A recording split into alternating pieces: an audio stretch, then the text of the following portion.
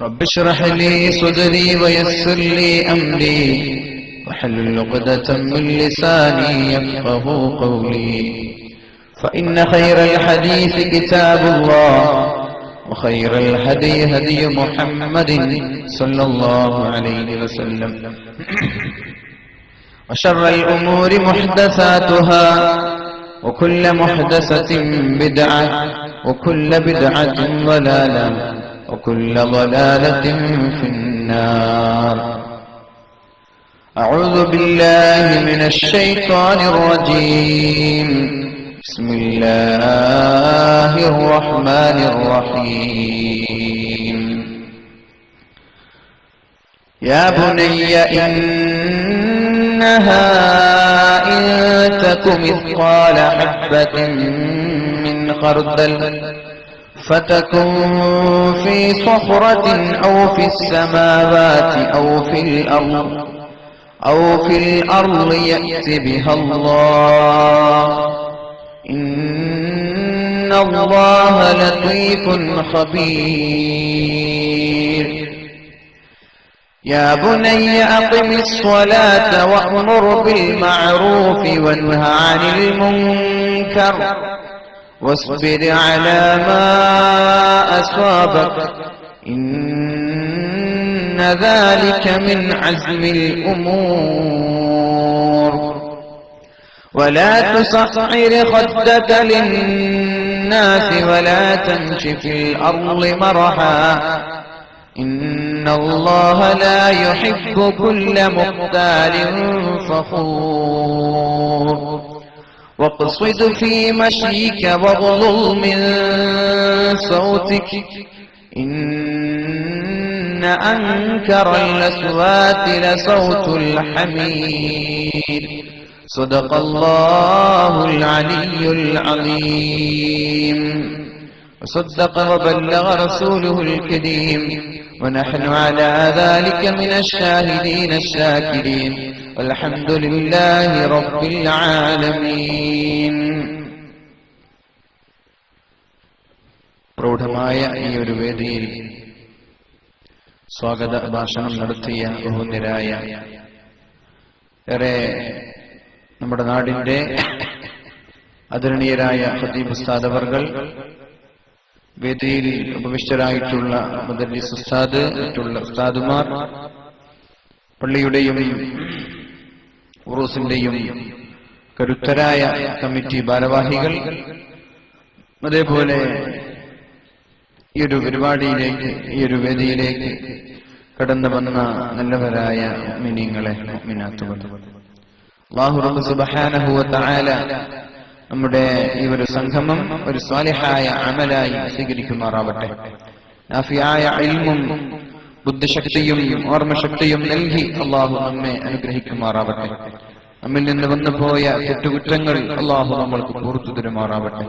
ഇനിയുള്ള കാലം തെറ്റ് ചെയ്യാതെ ജീവിക്കുവാനും സ്വാലിഹായി ജീവിച്ച് കാമിലായ ഈമാനോടുകൂടി മരിക്കുവാനും അള്ളാഹു റബ്ബ് നമ്മൾക്ക് എല്ലാവർക്കും തൗഫീഖ് ചെയ്യുമാറാവട്ടെ. പ്രത്യേകിച്ച് വളരെ മനോഹരമായ ഭക്ഷണം തയ്യാറാക്കിയ ആ വീട്ടുകാരൻ അള്ളാഹു അവർക്ക് ബറക്കത്ത് ചെയ്യുമാറാവട്ടെ. ആ വീട്ടിലും കുടുംബത്തിലും ഭാര്യയിലും മക്കളിലും എല്ലാ ജോലിയിലും ഏർപ്പാടുകളിലും കൃഷിയിലും അള്ളാഹു ബറക്കത്തും നിഅമത്തും കോരിച്ചൊരിഞ്ഞു കൊടുക്കുമാറാവട്ടെ. ദുനിയാവിലും ആഖിറത്തിലും വിജയിക്കുന്ന മുത്തഖീങ്ങളിൽ അള്ളാഹു അവരെയും നമ്മയും കൊടുത്തുമാറാവട്ടെ. നമ്മുടെ മുമ്പിൽ മറപ്പെട്ട് കിടക്കുന്ന ആദരണീയരായ ഏറ്റവും ബഹുമാന്യരായ അള്ളാഹുവിന്റെ ഹബീബിന്റെ സ്വഹാബാക്കൾ, അവരുടെ കൂടെ അള്ളാഹുവിന്റെ സ്വർഗീയ ലോകങ്ങളിൽ കടക്കുവാനും രക്ഷപ്പെടുവാനും അള്ളാഹു നമ്മൾക്കൊക്കെ തൗഫീഖ് ചെയ്യുമാറാവട്ടെ. ആമീൻ ബിറഹ്മതിക യാ അർഹമർ റഹീമീൻ. വളരെ അനുഗ്രഹീതമായ അള്ളാഹുവിന്റെ അനുഗ്രഹങ്ങൾ വേണ്ടോളം ലഭിച്ച നാടാണ് നമ്മുടെ നാട് എന്നുള്ളത്. 1400 വർഷങ്ങൾക്ക് മുമ്പ് അല്ലാഹുവിന്റെ ഹബീബായ റസൂലുള്ളാഹി സ്വല്ലല്ലാഹു അലൈഹി വസല്ലം അറഫ മൈതാനിയിൽ വെച്ച് പ്രൗഢഗംഭീരമായ ഒരു പ്രഭാഷണം നടത്തി അതിന്റെ അവസാന ഭാഗം ഹബീബ് പറഞ്ഞു, ഇത് കേട്ട ആളുകൾ കേൾക്കാത്തവർക്ക് എത്തിച്ചു കൊടുക്കണം. അല്ലാഹുവിന്റെ ഹബീബ് ഒരു നീണ്ട പ്രഭാഷണം നടത്താറില്ല. ഒരു 20 മിനിറ്റിന്റെയോ അല്ലെങ്കിൽ ഒരു 15 മിനിറ്റിന്റെയോ പ്രഭാഷണങ്ങളാണ് പൊതുവെ നടക്കാറ്. പക്ഷേ വളരെ റയറായി, വളരെ വിരളമായി ചില സമയങ്ങളിൽ നീണ്ടു നിൽക്കുന്ന പ്രഭാഷണങ്ങൾ നടത്തിയിട്ടുണ്ട്. അങ്ങനെ ഒരു പ്രഭാഷണം കഴിഞ്ഞു. അല്ലാഹുവിന്റെ ഹബീബ് പറഞ്ഞു, ഈ പ്രഭാഷണം ഇവിടെ ഞാൻ പറഞ്ഞത് എല്ലാവർക്കും നിങ്ങൾ എത്തിച്ചു കൊടുക്കുന്നു. ആ ഒരു വാക്ക് ഉൾക്കൊള്ളുകയും കുടുംബവും വീടും നാടും വലിച്ചെറിഞ്ഞ് ഇതൊന്നും എനിക്ക് വേണ്ട, ആഖിറമാണ് വലുത് എന്ന് പറഞ്ഞ് നമ്മുടെ കേരളത്തിലേക്ക് കടന്നു വന്ന വലിയൊരു മഹാന്റെ മുമ്പിലാണ് നമ്മളൊക്കെ ഇരിക്കുന്നത്.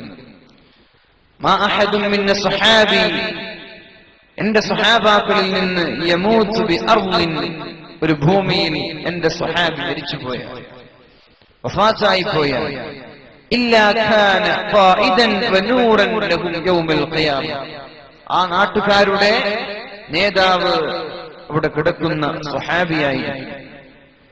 മഹ്ശറയിലേക്ക് നമ്മൾ കൊണ്ടുപോകും.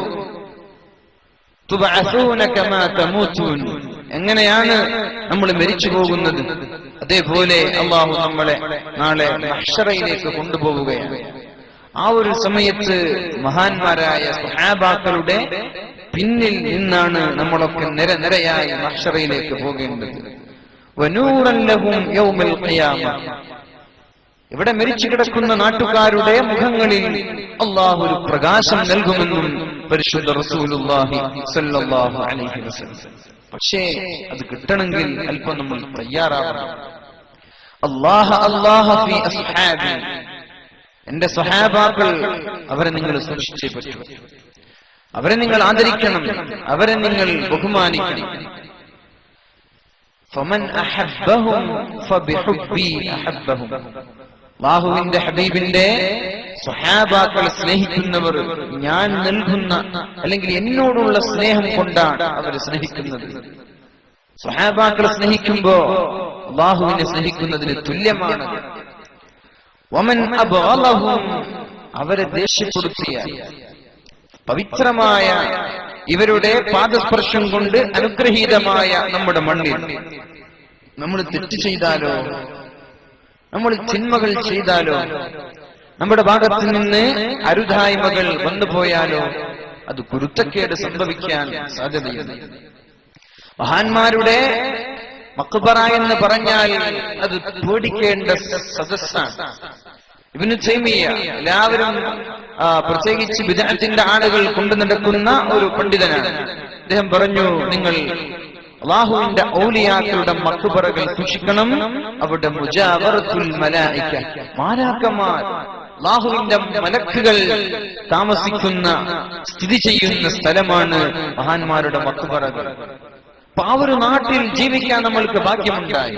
പക്ഷേ ഇവിടെ നമ്മൾ തെറ്റ് ചെയ്തു പോയാൽ അത് മഹാന്മാരോടുള്ള അദബുകേടായി പോകാൻ സാധ്യതയുണ്ട്.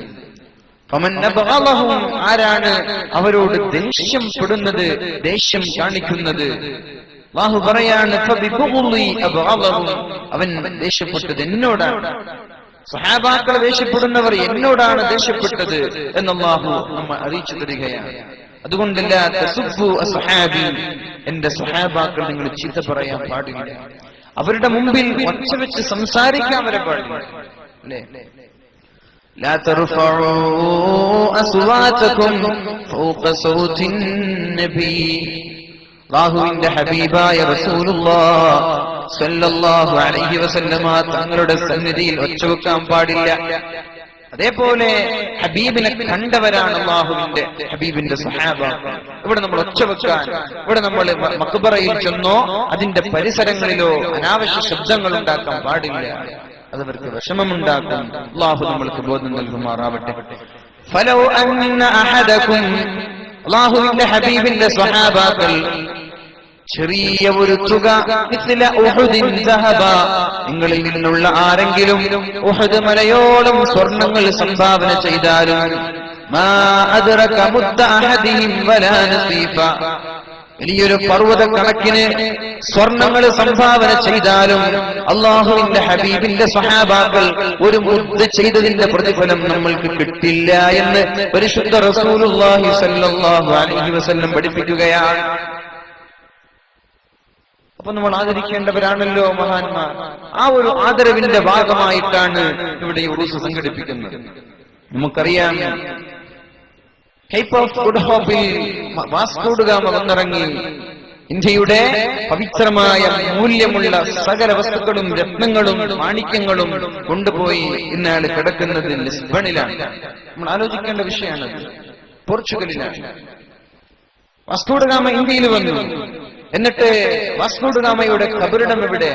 അത് പോർച്ചുഗലിലാണ്. അൽബുക്കർക്ക് വന്നു. അൽബുക്കർക്കിന്റെ കബറിടം എവിടെ? ലിസ്ബണിലാണ്. പക്ഷേ അല്ലാഹുവിന്റെ ഹബീബിന്റെ സഹാബാക്കൾ റാഫിഅ ഇബ്നു ഹബീബ് മാലിക് ദിനാർ റളിയല്ലാഹു അൻഹു വന്നു. അവരുടെ കബറിടം ചിലങ്കോടാണ്. അതേപോലെ വേറൊരു മാലിക് ദിനാർ വന്നു. അവരുടെ കബറിടം അങ്ങ് തളങ്കരയിലാണ്. വേറെയും മഹാനായ ഉഖബത്ത് ഇബ്നു നാഫിഅ എന്ന് പറയുന്ന ഒരു സ്വഹാബി പോയി ത്വഞ്ചയിലേക്ക്, സ്പെയിനിലേക്ക് പോയി. മഹാനായ ത്വാരിഖ് ഇബ്നു സിയാദ് റളിയല്ലാഹു അൻഹു തമീമുദ്ദാരി അങ്ങ് കണ്ണൂരിൽ കിടക്കുകയാണ്. അള്ളാഹുവിന്റെ ഹബീബിന്റെ സഹാബാക്കൾ അങ്ങ് കേരളത്തിലേക്ക് വന്നത്, ഇന്ത്യയിലേക്ക് വന്നത് ഇവിടെയുള്ള മൂല്യപ്പെട്ട വസ്തുക്കൾ കൊണ്ടുപോവാനല്ല, നമ്മുടെ നാട്ടിൽ അലിഞ്ഞു ചേരാനാണ്. നമ്മുടെ നാട്ടിൽ നിന്ന് അവർ കല്യാണം കഴിച്ചു, ഇവിടെ പ്രബോധനം ചെയ്തു, ഇവിടെ ബർക്കത്തുണ്ടായി, ഇവിടെ നിഅമത്തുണ്ടായി. അതുകൊണ്ട് അള്ളാഹു അനുഗ്രഹം ചെയ്ത നാട് എന്ന അർത്ഥത്തിൽ കേരള എന്ന് വിളിക്കപ്പെടാൻ തുടങ്ങി. സ്വഹാബ, the companions are the greatest third miracle. അല്ലാഹുവിന്റെ ഹബീബിന്റെ സ്വഹാബാക്കൾ നബിയുടെ ഏറ്റവും പ്രധാനപ്പെട്ട അത്ഭുതങ്ങളിൽ നിന്ന് മൂന്നാമത്തെ അത്ഭുതമാണ്. അദ്ദേഹം പറയാണ്, സ്വഹാബ, the companions are the third greatest miracle of the Prophet sallallahu alaihi wasallam. കാരണം പറഞ്ഞത്, he converted uncultured and civilized barbarians of Arab. അറബികളിലെ സംസ്കാരശൂന്യരായ വിവരദോഷികളായ ആടിനെ മേച്ചിരുന്ന ഒരു കൂട്ടം ബാർബേറിയൻസ്, അവരെയാണ് വിപ്ലവത്തിന്റെ നായകന്മാരായി, ലോകം കണ്ട നീതിയുടെ നേതാവാക്കി, ലോകം കണ്ട പരിഷ്കർത്താക്കളാക്കി, നവോത്ഥാന നായകന്മാരാക്കി മാറ്റിയതാരാണ്? മുഹമ്മദുർ റസൂലുള്ളാഹി സ്വല്ലല്ലാഹു അലൈഹി വസല്ലം. അതുകൊണ്ട് നബി തങ്ങളുടെ മുഅ്ജിസത്തിൽ മൂന്നാമത്തെ പ്രധാനപ്പെട്ട മുഅ്ജിസത്ത് അത് അല്ലാഹുവിന്റെ ഹബീബിന്റെ സ്വഹാബാക്കളാണ്, ഹബീബിന്റെ കമ്പാനിയൻസ് ആണ് എന്ന് മഹാന്മാരായ നേതാക്കന്മാരൊക്കെ അവരുടെ ഗ്രന്ഥങ്ങളിൽ രേഖപ്പെടുത്തുകയാണ്. ഏതായാലും ഞാൻ പറഞ്ഞു വരുന്നത്, ഈ ചിലങ്കോട് സ്വദേശികളായ നമ്മളൊക്കെ ഒരുപാട് ഭാഗ്യവാന്മാരാണ്. എന്റെയും തറവാട് എടുത്തു നോക്കുമ്പോ ഈ ഭാഗത്ത് തന്നെയാണ്. അള്ളാഹുവിന്റെ വിധിയെന്ന് നമ്മൾ പറയണം. ഒരുപാട് തവണ പലരും കോണ്ടാക്ട് ചെയ്തിട്ടുണ്ട്. പക്ഷേ അപ്രതീക്ഷിതമായി ഇന്ന് നമ്മൾ കണ്ടുമുട്ടുകയാണ്. അത് അള്ളാഹുവിന്റെ കൽപ്പനയാണ്, അള്ളാഹുവിന്റെ ഖളാഅാണ്. സത്യത്തിൽ ഇന്ന് ഞാൻ പ്രഭാഷണം നടത്തേണ്ടത് ഉദുമ എന്ന് പറയുന്ന ഒരു ഉറൂസിന്റെ പരിപാടിക്കാണ്. 2 ദിവസം മുമ്പ് ഞാൻ വിളിച്ചു, ഫോൺ ചെയ്തു. എന്നിട്ട് ഞാൻ ചോദിച്ചു, എന്താണ് വിഷയം, എന്താണ് സബ്ജക്ട് എന്നറിയാൻ വേണ്ടി വിളിച്ചതാണ്. അവർ പറഞ്ഞു, ഉസ്താദേ, ഞങ്ങൾ ആ പരിപാടി ക്യാൻസൽ ചെയ്തിട്ടുണ്ട്. നോക്കണം, നമ്മൾ ഡിസംബർ മാസത്തിൽ ബുക്ക് ചെയ്ത പരിപാടിയാണ്. അതിനു മുമ്പ് നമ്മുടെ ഫെബ്രുവരിയിലൊക്കെ ഒരുപാട് തവണ ഉസ്താദുമാർ, ഖതീബ് ഉസ്താദ് വിളിച്ചിട്ടുണ്ട്, കമ്മിറ്റിക്കാരൊക്കെ വിളിച്ചിട്ടുണ്ട്. അപ്പൊ ഞാൻ പറഞ്ഞു, എന്നാൽ നിങ്ങൾക്ക് അറിയിച്ചുകൂടെ? ഒരുപാട് ആളുകൾ അങ്ങനെ ചോദിച്ചിട്ട് കൊടുക്കാൻ പറ്റിയിട്ടില്ല, നിങ്ങൾക്കൊന്ന് അറിയിച്ചുകൂടെ? അവരൊന്നും പറഞ്ഞിട്ടില്ല. ഏതായാലും ഫോൺ കട്ട് ചെയ്തു. ഇനി നമ്മൾ ആലോചിക്കുക, ഏതെങ്കിലും ഒരു ഉസ്താദ് ഏറ്റെടുത്ത പരിപാടിക്ക് വന്നില്ലെങ്കിൽ സംഘാടകരുടെ വിഷമം എന്താ? എന്തൊക്കെയാണ് ഉസ്താദുമാരെ കുറ്റം പറയാ, അല്ലേ? ഏറ്റെടുത്തിട്ട് വരാതിരിക്കുക, പിന്നെന്തിനാണ് ഏറ്റെടുക്കുന്നത്? കഴിയുന്നെങ്കിൽ ഏറ്റെടുത്താ പോരെ എന്നൊക്കെ സംഘാടകർ പൊതുവെ ചോദിക്കാറുണ്ട്. ഞാൻ ഉംറയ്ക്ക് പോയി തിരിച്ചു വന്ന് എന്നെനിക്ക് കാഞ്ഞങ്ങാട് അതിഞ്ഞാലിൽ ഉറൂസിൽ പങ്കെടുക്കാനുണ്ട്. 15 ദിവസത്തെ ട്രിപ്പ് എന്റെ ഒരു സൗഹൃദ ബന്ധത്തിന്റെ പേരിൽ റമീസും അതിഞ്ഞാൽ എന്ന് പറയുന്ന ആ ഒരു ചെറുപ്പക്കാരനോടുള്ള സ്നേഹം കൊണ്ട് 10 ദിവസമാക്കി ചുരുക്കി ഞാൻ അതിഞ്ഞാൽ ഉറൂസിന് പങ്കെടുക്കാൻ വേണ്ടി വന്നു. പക്ഷേ ഞാൻ പറഞ്ഞു ഇന്നമാ ഖുദ്ദിറ വാജിബ് വ ഇന്നമാ സുഖിറ മുൻതദർ. അല്ലാഹുവിന്റെ കൽപ്പന നമ്മൾക്ക് മറികടക്കാൻ പറ്റുകയില്ലല്ലോ. അല്ലാഹുമ്മ ലാ മാനിഅ ലിമാ അഅതൈത വലാ മുഅതിയ ലിമാ മനഅത വലാ റാദ്ദ ലിമാ ഖദൈത വലാ മുബദ്ദില ലിമാ ഹകംത. അല്ലാഹുവിന്റെ ഖളാഇനെ മറികടക്കാൻ നമ്മൾക്ക് പറ്റില്ല. അന്ന് എയർ ഇന്ത്യ എന്ത് ചെയ്തെന്നറിയോ? എയർ ഇന്ത്യയുടെ എൻജിൻ കേടായി. അന്ന് ഞാൻ എയർപോർട്ടിൽ താമസിച്ചു. പിറ്റേ ദിവസം രാത്രിയാണ് എനിക്ക് വരാൻ പറ്റിയത്. നാട്ടിൽ ചില ആളുകൾ പറഞ്ഞു ഉസ്താദ് ഏറ്റെടുത്തിട്ട് വന്നിട്ടില്ലല്ലോ. എന്നാൽ അതേ ഒരു സമയം ഡിസംബറിൽ ബുക്ക് ചെയ്ത വേറൊരു പ്രോഗ്രാം അതിനുശേഷം 2-3 തവണ വിളിച്ചു ഉണ്ട് എന്ന് പറഞ്ഞു. പിന്നെ പരിപാടിയുടെ ദിവസം വിളിക്കുമ്പോൾ പരിപാടി ക്യാൻസലാണ്. ഈ ഒരു അവസ്ഥ നമ്മുടെ സംഘാടകരും, ഇത് ഞാൻ പറയുന്നത് ഇത് ഓൺലൈനിൽ വീക്ഷിക്കുന്ന ആളുകളുണ്ട്, ഇത് നാളെ യൂട്യൂബിൽ കേൾക്കാനുള്ള പ്രഭാഷണമാണ്. എവിടെയെങ്കിലും നമ്മൾ എന്തെങ്കിലും ഒരു അബദ്ധവശാലോ അല്ലെങ്കിൽ സാങ്കേതിക കാരണത്താലോ ഏതെങ്കിലും ഒരു ഉസ്താദുമാർക്ക് പരിപാടി ഏറ്റെടുക്കാൻ കഴിയാതിരിക്കുമ്പോൾ ആക്ഷേപങ്ങൾ ഉണ്ടാക്കാൻ പാടില്ല. ദയവ് ചെയ്ത് നമ്മൾ ആ ഒരു കാര്യം ബോധവാന്മാരായിരിക്കണം. അള്ളാഹു നമ്മൾക്ക് ബോധം നൽകുമാറാവട്ടെ. ഏതായാലും അള്ളാഹുവിന്റെ അനുഗ്രഹം കൊണ്ട് ഇവിടെ എത്തിപ്പെട്ടു. എന്റെ അഭിവന്ദരായ, ഞാൻ ഏറ്റവും ആദരവോടെ കാണുന്ന, ജീവിതത്തിൽ മാതൃകയാക്കേണ്ട എന്റെ വല്യുപ്പ ഇവിടെ കിടക്കുകയാണ്. നിങ്ങൾക്കറിയാം, അമ്മിഞ്ഞി ഹാജി എന്ന് പറയുന്ന എന്റെ ചെറുപ്പകാലം, ഒരുപാട് കാലം എനിക്ക് കാണാനോ കൂടുതൽ ബന്ധപ്പെടാനോ അവസരം ലഭിച്ചില്ലെങ്കിലും എന്റെ ചെറുപ്പത്തിൽ ഞാൻ കണ്ടുവളർന്ന എന്റെ വല്യുപ്പ, ഇബാദത്തുമായി ജീവിച്ച എന്റെ വല്യുപ്പ, എനിക്ക് പറയുമ്പോൾ തന്നെ വിഷമം വരികയാണ്. നിസ്കാരത്തിലേക്ക് കൈ കെട്ടിയാൽ അരമണിക്കൂറും 1 മണിക്കൂറും ദിക്റും ഇബാദത്തും ചെയ്ത് നിസ്കാരപ്പായയിൽ നിന്നടിക്കാത്ത, ആർക്കും ഒരു കുറ്റം പോലും പറയാനില്ലാത്ത അദ്ദേഹം അവിടെ കിടക്കുകയാണ്. ഈ ഒരു സദസ്സിന്റെ പുണ്യം, ഈ ഒരു സദസ്സിന്റെ ബറക്കത്ത് എന്റെ ആ ഒരു പൂപ്പയുടെ ഖബറിലേക്ക് പ്രത്യേകിച്ച് അള്ളാഹു എത്തിച്ചു കൊടുക്കുമാറാവട്ടെ. അള്ളാഹു ഖബറിടം സ്വർഗീയമാക്കി കൊടുക്കുമാറാവട്ടെ.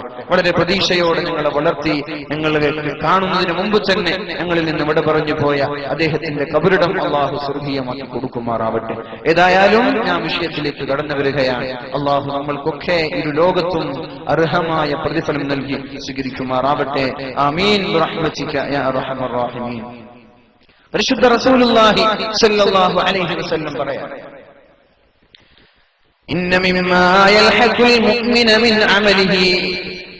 ഒരു മുഅ്മിനായ സഹോദരൻ അയാൾ മരിച്ചാലും മരിക്കാത്ത ചില നന്മകളെ കുറിച്ച് പഠിപ്പിക്കുന്നുണ്ട്. മരിച്ചാലും മരിക്കാത്ത 3 നന്മകൾ, അത് നമ്മൾക്കറിയുന്ന കാര്യമാണ്. എന്തൊക്കെയാണത്? വലദുൻ സാലിഹുൻ യദ്ഉ ലഹു, ഇൽമുൻ നാഫിഉ വസദഖത്തുൻ ജാരിയ. ജാരിയായ സദഖയും നാഫിയായ ഇൽമും സ്വാലിഹായ മക്കളും നമ്മൾ മരിച്ചാലും മരിക്കാത്ത നന്മയാണല്ലോ. ഹബീബ് പറയുന്നു, നീണ്ട ഒരു ഹദീസ് പറയുന്നുണ്ട്, ഇന്ന മിമ്മാ യൽഹഖുൽ മുഅ്മിന മിൻ അമലിഹി വഹസനാതി. ഒരാൾ മരിച്ചാൽ അവരുടെ ഖബറിടങ്ങളിലേക്ക് കടന്നു പോകുന്ന നന്മകൾ എന്തൊക്കെയാണ്? ഇൽമൻ അല്ലമ, പഠിക്കുന്ന കാലത്തോ പഠിപ്പിക്കുന്ന കാലത്തോ നമ്മൾ പഠിപ്പിച്ചു വെച്ച ഇൽമുകൾ അത് നമ്മുടെ ഖബറിലേക്ക് കടന്നു വരാനുള്ളതാണ്.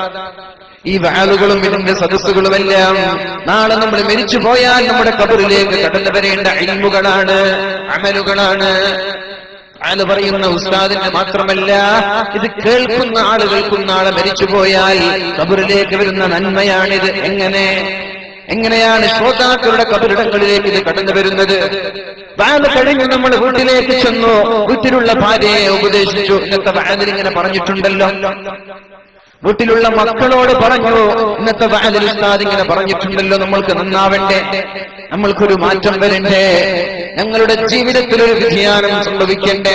അതുകൊണ്ട് നാളെ മുതൽ എല്ലാ തിന്മകളിൽ നിന്നും മാറി നിന്നുകൊണ്ട് നന്മയുടെ പാന്താവിലേക്ക് നമ്മൾക്ക് കടന്നു പോവണല്ലോ എന്ന് മക്കളോട് പറയുന്ന ഉപ്പ. ഇൽമൻ അല്ലമ, അവൻ പഠിച്ച ഇൽമ് മറ്റൊരാൾക്ക് പഠിപ്പിച്ചു കൊടുത്താൽ, അത് മക്കളാവട്ടെ, അത് ഉമ്മയാവട്ടെ, അത് കുടുംബമാവട്ടെ, അവരുടെ ഖബറിലേക്ക് കടന്നു വരുമെന്ന് പരിശുദ്ധ റസൂലുള്ളാഹി സ്വല്ലല്ലാഹു അലൈഹി വസല്ലം. രണ്ടാമത്തെ കാര്യം, വവലദൻ സാലിഹൻ തറക. നമ്മൾ നാളെ മരിച്ചു പോകുമ്പോ സ്വാലിഹീങ്ങളായ മക്കളെ നമ്മൾക്ക് വേണമല്ലോ.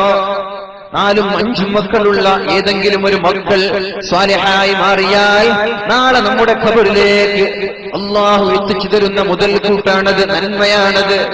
ആ ഒരു വിഷയത്തെ കുറിച്ചാണല്ലോ നമ്മൾക്ക് ഇന്ന് ചർച്ച ചെയ്യേണ്ടത്. മഹ്ശറയിൽ ഉപകരിക്കുന്ന മക്കൾ, മഹ്ശറയിൽ ഉമ്മമാർക്കും ഉപ്പമാർക്കും അർശിന്റെ തണല് വാങ്ങിച്ചു തരുന്ന മക്കൾ, മരിക്കുന്ന സമയത്ത് ഇവിടെ നമ്മൾ ഇട്ടേച്ചു പോകുന്ന സ്വാലിഹീങ്ങളായ മക്കൾ നമ്മുടെ ഖബറിലേക്കാണ് നാളെ കടന്നു വരുന്നത്. നന്മകൾ മുറിയൂല.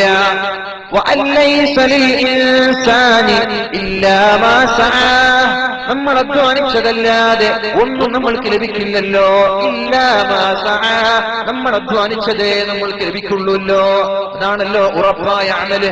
നാളെ നമ്മൾ ഖബറിലേക്ക് കടന്നു ചെന്നാൽ നമ്മൾക്ക് ഉറപ്പുള്ളത് നമ്മുടെ അമല് മാത്രമാണ്. പക്ഷേ സ്വാലിഹായ മക്കൾ ഇവിടെ നമ്മൾ മരിച്ചാലും ഇവിടെ ജീവിച്ചിരിക്കുന്ന കാലത്തോളം ഖബറിലേക്ക് കടന്നു വരുന്നത് നിരന്തരമായ നന്മകളാണ്.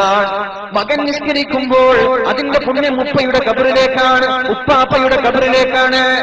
മകനൊരു ഖുർആൻ ഓതുമ്പോൾ അതിന്റെ നന്മയും ഉപ്പയുടെ ഖബറിലേക്ക് കടന്നു വരും, ഉമ്മയുടെ ഖബറിലേക്ക് കടന്നു വരും. ഇത് തമാശയല്ല, അല്ലാഹുവിന്റെ ഹബീബ് പറഞ്ഞ വാക്കുകളാണത്. മരിച്ചാലും മരിക്കാത്ത നന്മകളാണത്. അതിനെക്കുറിച്ചാണല്ലോ നമ്മൾ ചർച്ച ചെയ്യുന്നത്. അതിന്റെ വിശദീകരണത്തിലേക്ക് നമ്മൾക്ക് പോവാനുണ്ട്. മൂന്നാമതായി പറഞ്ഞത് ഒരാളൊരു മുസ്ഹഫ് വാങ്ങി എന്നിട്ട് പള്ളിയിലേക്ക് ഏൽപ്പിച്ചു, അവിടെ വഖഫ് ചെയ്തു.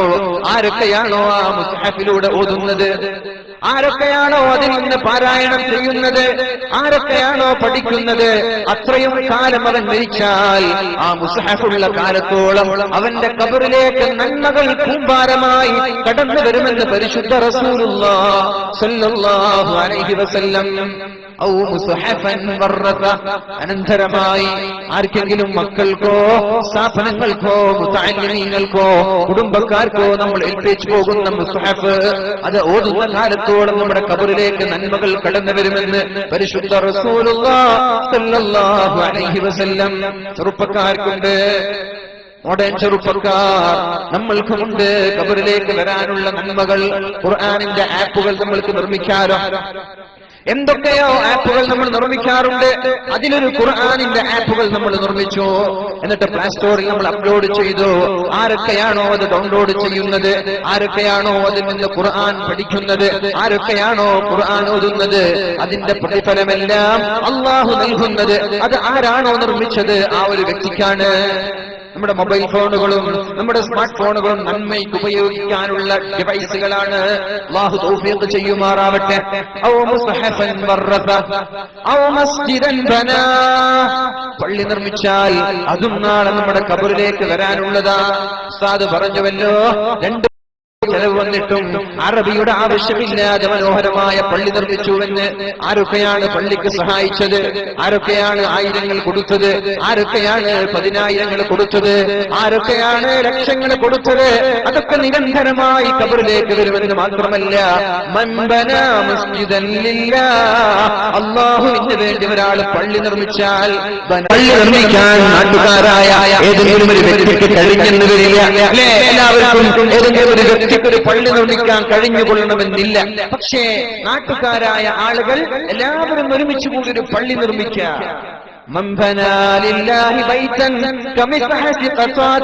ഒരു മാടപ്രാവിന് നിൽക്കാനുള്ള അത്ര സ്ഥലം ഒരു പള്ളിക്ക് വേണ്ടി ഒരാൾ സഹായിച്ചാൽ, ആയിരങ്ങൾ നൽകിയോ 10,000 നൽകിയോ അല്ലെങ്കിൽ ശാരീരികമായിട്ടോ മാനസികമായിട്ടോ പള്ളിക്ക് വേണ്ടി ഒരാൾ സഹായിച്ചാൽ, അല്ലാഹു തആല സ്വർഗ്ഗലോകത്ത് ഒരു ഭവനം നിർമ്മിക്കുമെന്ന് മുത്ത് റസൂലുള്ളാഹി. അവരിൽ അല്ലാഹു നമ്മെ പെടുത്തുമാറാവട്ടെ. നമ്മളെല്ലാവരും പള്ളി നിർമ്മിക്കാൻ സഹായിച്ച ആളുകളാണല്ലോ, ഭാഗ്യവാന്മാരല്ലേ നമ്മളൊക്കെ ഭാഗ്യവാന്മാരല്ലേ. എന്താണ് അതിന്റെ അർത്ഥം? എന്താ? അല്ലാഹു തആല സ്വർഗ്ഗലോകത്ത് ഒരു പള്ളി നിർമ്മിക്കുമെന്ന് പറഞ്ഞാൽ അതിന്റെ അർത്ഥം എന്താ? നമ്മൾ നരകത്തിലേക്ക് പോയാൽ പിന്നെ ആ വീട് കൊണ്ട് നേട്ടമുണ്ടോ? നമ്മൾ നരകത്തിലും നമ്മൾക്ക് വേണ്ടി നിർമ്മിച്ച പള്ളി, നമ്മൾക്ക് വേണ്ടി നിർമ്മിച്ച വീട് സ്വർഗത്തിലും ഉണ്ടായാൽ അതുകൊണ്ട് വല്ല നേട്ടമുണ്ടോ? അതുകൊണ്ട് ഒരാൾ ഒരു പള്ളിക്ക് വേണ്ടി സഹായിച്ചാൽ അല്ലാഹു അയാളെ സ്വർഗത്തിലേക്ക് കൊണ്ടുപോകുമെന്നാണ് ഈ ഹദീസുകളൊക്കെ സൂചിപ്പിക്കുന്നത്. അല്ലാഹു നമ്മൾക്ക് സ്വർഗം നൽകുമാറാവട്ടെ. നരകത്തിൽ കടക്കാതെ സ്വർഗത്തിലേക്ക് പോകണം. ഭാര്യമാരോടൊത്ത്, മാതാപിതാക്കളോടൊത്ത്, മക്കളോടൊത്ത്, കുടുംബങ്ങളോടൊത്ത് സ്വർഗത്തിലേക്ക് നമ്മൾക്ക് കടന്നു പോകണം. അതിനൊരു കാരണമാക്കി അല്ലാഹു നമ്മുടെ സദസ്സിനെ മാറ്റുമാറാവട്ടെ. ആമീൻ.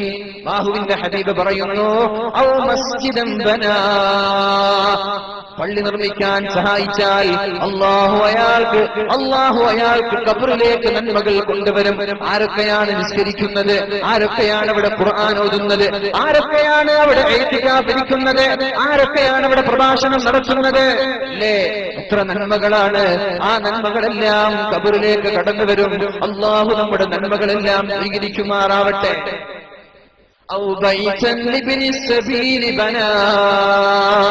വല്ലാത്ത ചൂടാണല്ലോ, വല്ലാത്ത വെയിലാണല്ലോ, പുറത്തേക്ക് ഇറങ്ങാൻ പറ്റാത്ത ചൂടാണല്ലോ. സൂര്യാഘാതമേറ്റുകൊണ്ട് നൂറുകണക്കിന് ആളുകൾ മരിച്ചു പോകുന്നുണ്ട്. വെറുതെയല്ല. അല്ലാഹുവിന്റെ ഹബീബ് പറഞ്ഞുവല്ലോ, നിങ്ങൾ പാട്ടുകാരികളായ സ്ത്രീകൾ ഉപയോഗിക്കാൻ തുടങ്ങിയാൽ, സ്റ്റേജിൽ കയറി നൃത്തം വെക്കുന്ന പെൺകുട്ടികളുണ്ടായാൽ, അതേപോലെ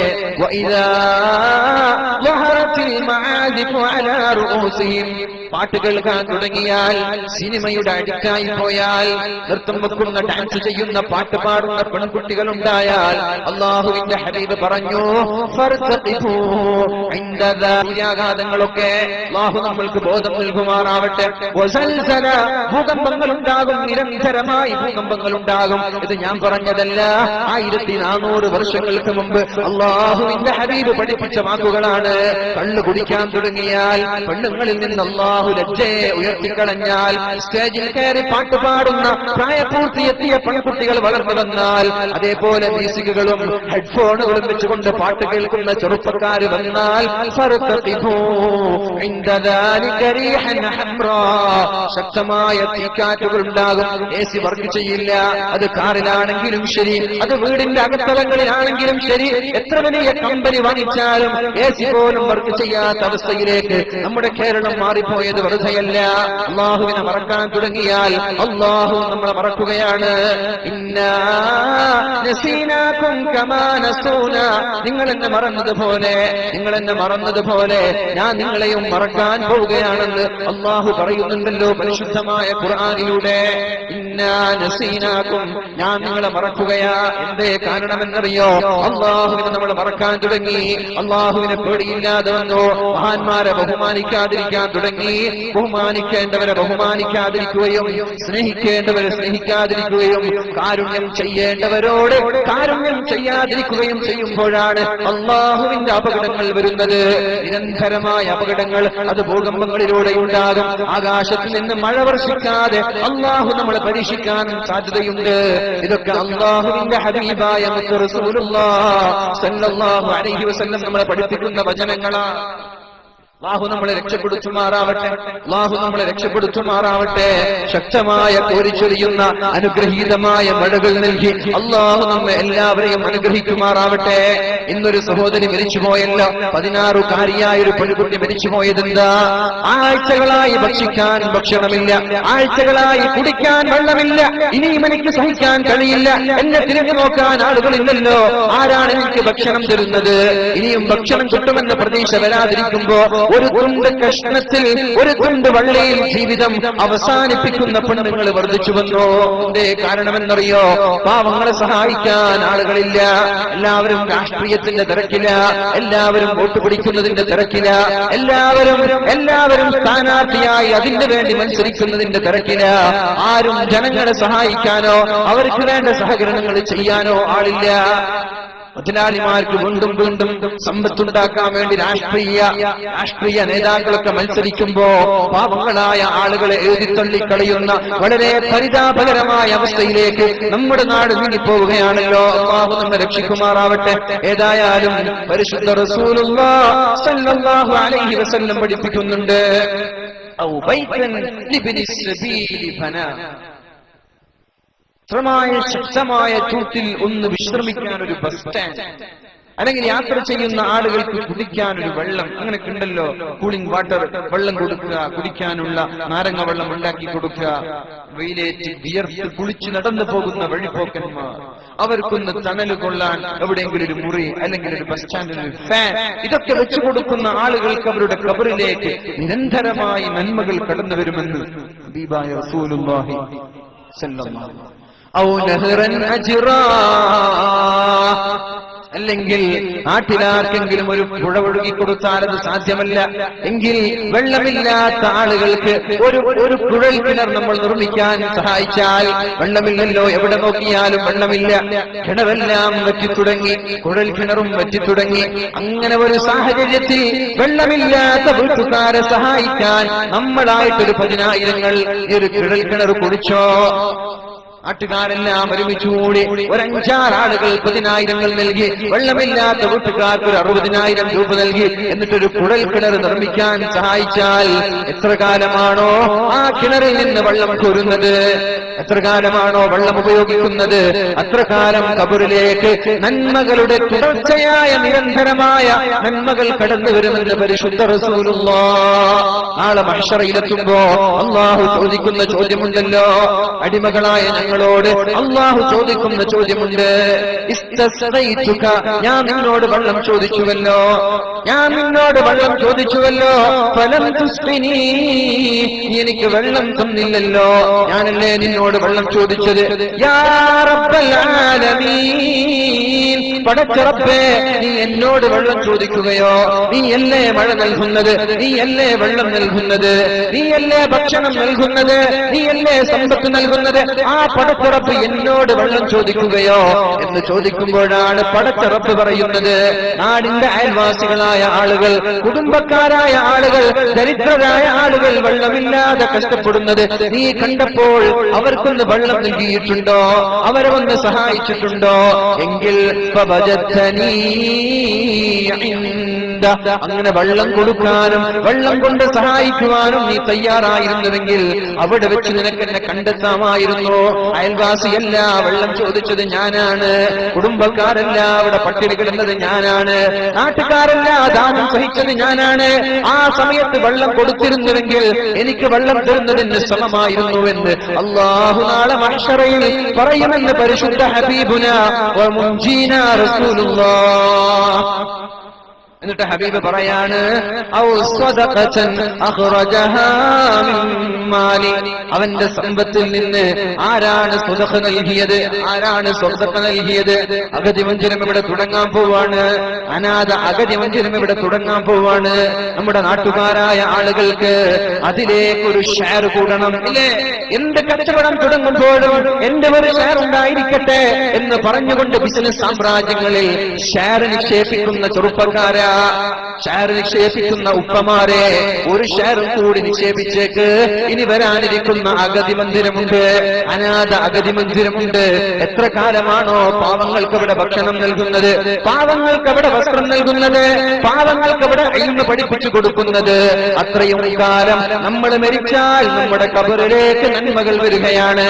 ആരൊക്കെയാണോ അവിടെ പഠിക്കുന്നത്, എത്ര മക്കളാണോ പഠിക്കുന്നത്, ആയിരക്കണക്കിന് മക്കൾ അവിടെ കൊണ്ട് പഠിച്ച് പുറത്തിറങ്ങിയാലും എല്ലാവരുടെയും നന്മകൾ വരുന്നത് ആ സഹായിച്ച ആളുകളുടെ ഖബറുകളിലേക്കാണ്. ഈ ഷെയർ ചെയ്യാൻ ആരും മറക്കാൻ പാടില്ല. ഇത് വല്ലാത്തൊരു ഷെയറാണ്, ഇത് നാളെ ആഖിറത്തിലേക്കുള്ള ഡെപ്പോസിറ്റ് ആണ്. അല്ലാഹു സ്വീകരിക്കുമാറാവട്ടെ. ഇത്രയും കാര്യങ്ങൾ നാളെ ഖബറിലേക്ക് കടന്നു വരുമെന്ന് പരിശുദ്ധ റസൂലുള്ളാഹി സ്വല്ലല്ലാഹു അലൈഹി വസല്ലം പഠിപ്പിക്കുമ്പോ നമ്മൾക്ക് ചർച്ച ചെയ്യാനുള്ളത് ഒരു വിഷയത്തെക്കുറിച്ച്. ഔ വലദൻ സാലിഹൻ തറക, നമ്മൾ മരിക്കുമ്പോൾ ഇവിടെ ഉപേക്ഷിച്ചു പോകുന്ന സ്വാലിഹീങ്ങളായ കൺമണികൾ നമ്മൾക്കുണ്ടോ? നമ്മൾ രക്ഷപ്പെട്ടു. ദുആ ചെയ്യണം. എന്താണ് ദുആ? റബ്ബനാ ഹബ് ലനാ മിൻ അസ്വാജിനാ വദുർരിയാതിനാ ഖുർറത അയുനിൻ വജഅൽനാ ലിൽ മുത്തഖീന ഇമാമാ. ഈ ദുആ അറിയുന്ന ആൾക്കാരുടെ ബുക്ക്, ഈ ദുആ കാണാതെ അറിയുന്ന ആളുകൾ പഴയ 4-10 ആളുകൾക്ക് മാഷാ അല്ലാഹ്, എന്നാലും കുറെ ആളുകളുണ്ട് അൽഹംദുലില്ലാഹ്. ഇത് പഠിക്കണം ചെറുപ്പക്കാർ, ഈ ദുആ പഠിക്കണം ചെറുപ്പക്കാരികൾ. ഈ ദുആ പഠിക്കാതെ രക്ഷപ്പെടാൻ കഴിയില്ല. എന്താണ് ദുആ?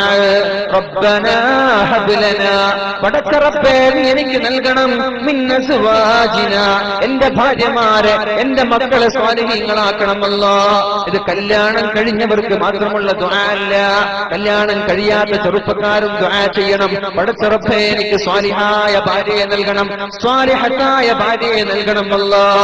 ഒരു പെണ്ണ് ദുആ ചെയ്യണം, പടച്ച റബ്ബേ സ്വാലിഹായ ഭർത്താവിനെ തരണം അല്ലാഹ്. എന്നിട്ട് രണ്ടുപേരും കല്യാണം കഴിഞ്ഞാലും ദുആ ചെയ്യണം, സ്വാലിഹീങ്ങളായ മക്കളെ തരണേ അല്ലാഹ്. അല്ലാഹു നമ്മൾക്ക് നൽകുമാറാവട്ടെ. ഒന്ന് പഠിച്ചുകൂടെ? ചെറുപ്പക്കാരായ സിനിമയുടെ ഡയലോഗുകൾ നമ്മൾ പഠിക്കാറുണ്ട്, എത്ര ഗാനങ്ങൾ നമ്മൾ പഠിക്കാറുണ്ട്. ഹിന്ദി അറിയാത്തവൻ, ഹിന്ദി വായിൽ ഒന്ന് സംസാരിക്കാൻ കഴിയാത്തവൻ വരെ ഹിന്ദി സിനിമാ ഗാനങ്ങൾ പാടി നടക്കുന്നുണ്ടല്ലോ. എങ്ങനെയാണിത് പാടാൻ കഴിഞ്ഞത്? എങ്ങനെയാണിത് പഠിക്കാൻ കഴിഞ്ഞത്? അതിനോടുള്ള താല്പര്യം കൊണ്ടാണ്. ആ താല്പര്യത്തിന്റെ ഒരു 50% നമ്മുടെ ഖുർആനിലേക്ക് മാറ്റിവെക്കുമ്പോ ഈ ദുആ നമ്മൾക്ക് പഠിക്കാൻ പറ്റും. അങ്ങനെ ദുആ ചെയ്യണം നമ്മൾ. റബ്ബനാ ഹബ് ലനാ മിൻ അസ്വാജിനാ വദുർരിയാതിനാ ഖുർറത അയുനിൻ വജഅൽനാ ലിൽമുത്തഖീന ഇമാമാ. റബ്ബനാ ഹബ് ലനാ, പടച്ച റബ്ബേ നീ ഞങ്ങൾക്ക് നൽകണേ, മിൻ അസ്വാജിനാ, ഞങ്ങളുടെ ഭാര്യമാരിൽ നിന്ന്, ഞങ്ങളുടെ ഭർത്താക്കന്മാരിൽ നിന്ന്, വദുർരിയാതിനാ, ഞങ്ങളുടെ മക്കളിൽ നിന്നും ഞങ്ങൾക്ക് നൽകണേ, ഖുർറത അയുൻ, കൺകുളിർമയുള്ളവരെ, വജഅൽനാ ലിൽമുത്തഖീന ഇമാമാ, ഞങ്ങളെ മുത്തഖീങ്ങളുടെ നേതാവാക്കണേ അല്ലാഹ് എന്ന് ഓരോ ആളുകളും ദുആ ചെയ്യണം. ഓരോ നിസ്കാരത്തിന് ശേഷവും ദുആ ചെയ്യണം. അല്ലാഹു സ്വീകരിക്കുമാറാവട്ടെ. രാത്രിയിലൊരു സമയമുണ്ട്, രാത്രിയിലൊരു സമയമുണ്ട്. അവിടെ അല്ലാഹുവിന്റെ ആ സമയത്ത് ഒരു അടിമ ദുആ ചെയ്താൽ അല്ലാഹു ആ ദുആഇനെ തട്ടിക്കളയില്ല എന്ന് മുത്ത് റസൂലുള്ളാഹി സ്വല്ലല്ലാഹു അലൈഹി വസല്ലം പഠിപ്പിക്കുകയാ. രാത്രിയിലൊരു സമയമുണ്ട്, എല്ലാ ദിവസവും ആ സമയം നിലനിൽക്കുന്നു. ഇന്നുണ്ട്, നാളെയുണ്ട്, മറ്റേ നാളുമുണ്ട്, തുടർച്ചയായ എല്ലാ ദിവസങ്ങളിലും ഒരു സമയമുണ്ട്. ആ സമയത്ത് ഏതെങ്കിലും ഒരു അടിമ അല്ലാഹുവിനോട് ദുആ ചെയ്താൽ പടച്ച റബ്ബേ എന്റെ ദുആഇനെ സ്വീകരിക്കണേ എന്ന്, എന്റെ ആവശ്യങ്ങളെ വീട്ടിത്തരണേ എന്ന് ഏതെങ്കിലും ഒരു അടിമ ദുആ ചെയ്താൽ അല്ലാഹു ആ ദുആഇനെ സ്വീകരിക്കുമെന്നും അല്ലാഹുവിന്റെ ഹബീബ് പഠിപ്പിച്ചിട്ടുണ്ട്. ദുആ ചെയ്യണം. ഏതെങ്കിലും ഒരു ദിവസത്തെ ദുആ അല്ലാഹു സ്വീകരിച്ചാൽ നമ്മൾ രക്ഷപ്പെടുകയാണ്. അല്ലാഹു നമ്മളെ രക്ഷപ്പെടുത്തുമാറാവട്ടെ. അല്ലാഹു നമ്മളെ രക്ഷപ്പെടുത്തുമാറാവട്ടെ. മഹാനായ ഒരു സ്വഹാബി പള്ളിയിലേക്ക് നിസ്കരിക്കാൻ പോവുകയാണ്. അല്ലാഹുവിന്റെ ഹബീബിന്റെ മദീന മുനവ്വറയിലുള്ള ആ ഒരു പള്ളിയിലേക്ക് ചെന്ന് നിസ്കരിക്കാൻ ഇരിക്കുമ്പോഴാണ് ചെറിയ ഒരു കുട്ടി അവിടെ നിസ്കരിച്ചുകൊണ്ടിരിക്കുന്നത്. ചെറിയ കുട്ടിയാണ്, പ്രായപൂർത്തിയായിട്ടില്ല. അങ്ങനെ ഒരു കുട്ടി നിസ്കരിക്കുന്നുണ്ട്. നിസ്കാരത്തിൽ വല്ലാത്ത ഖുശൂആണ്, ഭയഭക്തിയാണ്. നിസ്കാരത്തിലിരുന്ന് കളിയെക്കുറിച്ചോ സിനിമയെക്കുറിച്ചോ ചങ്ങാതിമാരെ കുറിച്ചോ അല്ല ചിന്തിക്കുന്നത്. അല്ലാഹുവിനോട് ചിന്തയില്ല, അല്ലാഹുമായിട്ടുള്ള സംസാരത്തില. വല്ലാത്ത ഖുശൂഅോടെ, വല്ലാത്ത ഭയഭക്തിയോടെ നിസ്കരിക്കുന്ന ഒരു കുട്ടിയെ കണ്ടപ്പോഴാണ് മഹാനായ ഒരു സ്വഹാബി അടുത്തു ചെന്നുകൊണ്ട് ചോദിച്ചത്, യാ ഗുലാം, അല്ല നീ ആരാ? നീ ആരുടെ മകനാ? എവിടെന്നാ വരുന്നത് എന്ന് ചോദിച്ചപ്പോഴാ ആ കുട്ടി പറഞ്ഞത്, ഞാൻ യതീമാണ്, എനിക്ക് ഉപ്പയില്ല, എനിക്ക് ഉമ്മയില്ല. അപ്പോ ചോദിച്ചു, എന്നാ ഞാൻ നിന്നെ ഏറ്റെടുത്തോട്ടെ, നിന്റെ ചെലവുകൾ ഞാൻ വഹിക്കാം, നിനക്ക് ഭക്ഷണം ഞാൻ തരാം, നിനക്ക് വെള്ളം ഞാൻ തരാം, നിനക്ക് ചികിത്സ ഞാൻ തരാം, ഞാൻ ഏറ്റെടുത്തോട്ടെ. മഹാന്മാരായ സ്വഹാബാക്കൾ അങ്ങനെയാണല്ലോ. അവർക്കൊരു നന്മ ചെയ്യാൻ ഒരവസരം കിട്ടിയാൽ അവർ നഷ്ടപ്പെടുത്തൂല.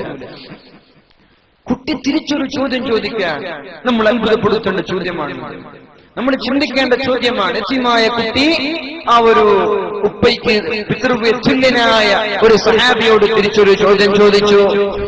നിങ്ങൾ പറഞ്ഞുവല്ലോ എന്നെ പരിപാലിക്കാമെന്ന്, എനിക്ക് ഭക്ഷണം തരാമെന്ന്, എനിക്ക് വെള്ളം തരാമെന്ന് നിങ്ങൾ പറഞ്ഞുവല്ലോ. ഞാൻ ചോദിക്കട്ടെ, ഹൽ ഇദാ മരിൽതു തശ്ഫീനി, ഞാൻ രോഗിയായാൽ എനിക്ക് ശിഫാ തരാൻ നിങ്ങൾക്ക് കഴിയുമോ? ഞാൻ രോഗിയായാൽ എനിക്ക് മരുന്ന് വാങ്ങിച്ചു തരാൻ പറ്റുമെങ്കിൽ ഞാൻ രോഗിയായാൽ എനിക്ക് ശമനം തരാൻ നിങ്ങൾക്ക് പറ്റുമോ? സുഖം നൽകാൻ നിങ്ങൾക്ക് പറ്റുമോ? സ്വഹാബി പറഞ്ഞു, ഇല്ല, എനിക്കത് പറ്റില്ല. അത് അല്ലാഹു ആണല്ലോ ശിഫ നൽകുന്നത്. മഹാനായ മൂസാ നബി അലൈഹിസ്സലാം അല്ലാഹുവിനോട് ചോദിച്ചു, പടച്ച റബ്ബേ, നീയല്ലേ ആളുകൾക്ക് രോഗം നൽകുന്നത്, നീയല്ലേ ആളുകൾക്ക് ശിഫ നൽകുന്നത്.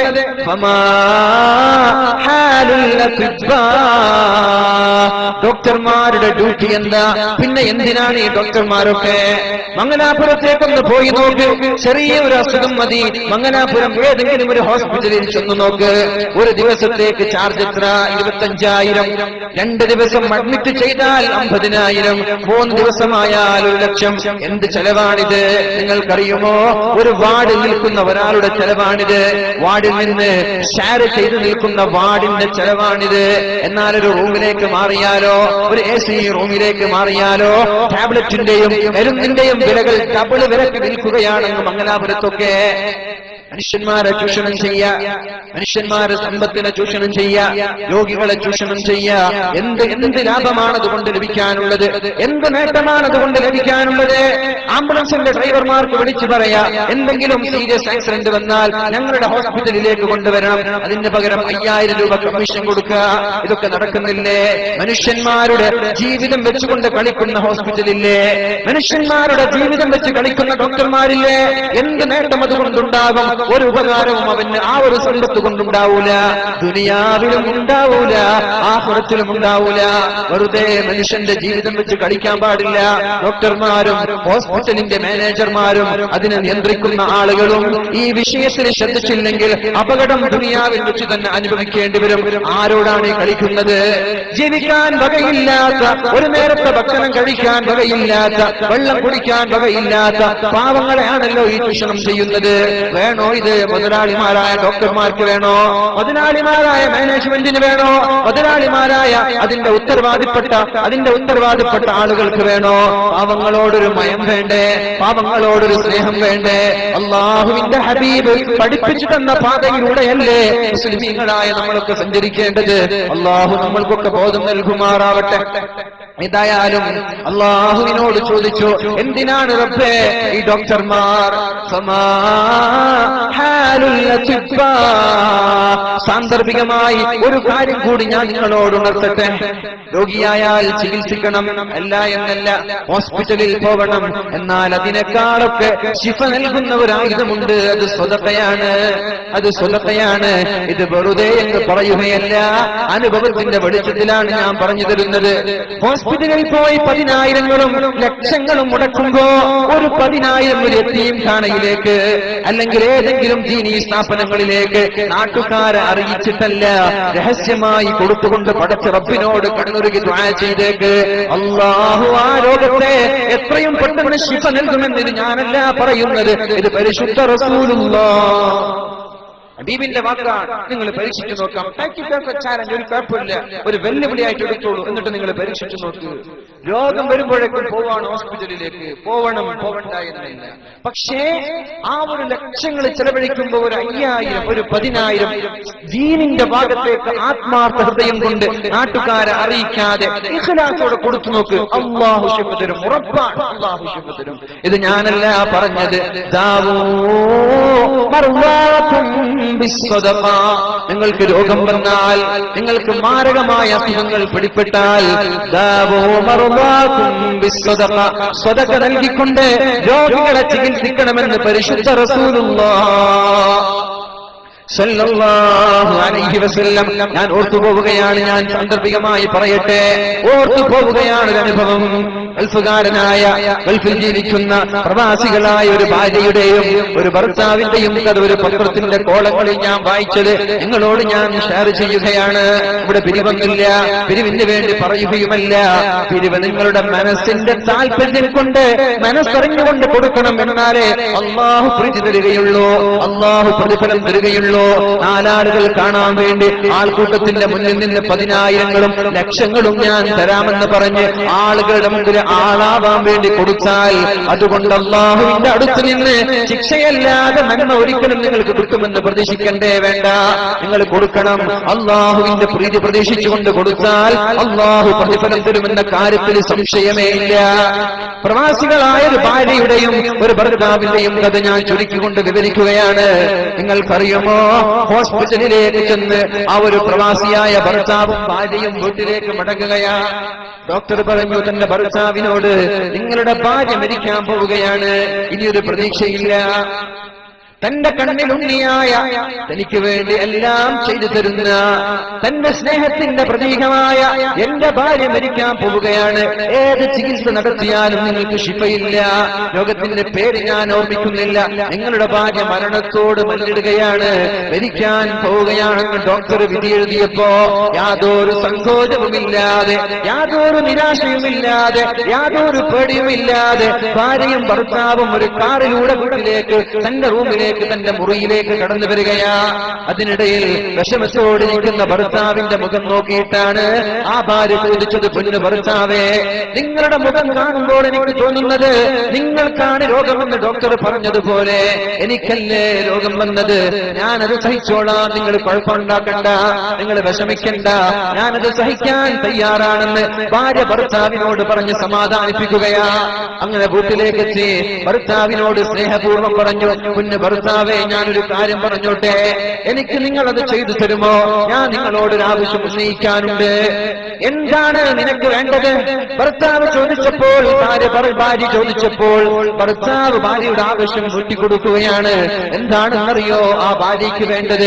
ഞാൻ മരിക്കാൻ പോവുകയാണല്ലോ, മാരകമായ രോഗം എന്നെ പിടിപ്പെട്ടിട്ടുണ്ടല്ലോ, എനിക്കിനി അധ്വാനിക്കാൻ കഴിയില്ലല്ലോ, ഇനി എനിക്ക് നിങ്ങൾക്ക് വേണ്ടി കുക്ക് ചെയ്യാനോ നിങ്ങളുടെ വസ്ത്രങ്ങൾ അലക്കിത്തരാനോ ഞങ്ങളുടെ വീട് വൃത്തിയാക്കാനോ പറ്റില്ലല്ലോ. അതുകൊണ്ട് ഒരു വേലക്കാരിയെ ആവശ്യമുണ്ട്, ഒരു വേലക്കാരിയെ നിങ്ങൾ കൊണ്ടുവരണമെന്ന് പറയുകയാണ്. ഒരു വേലക്കാരി.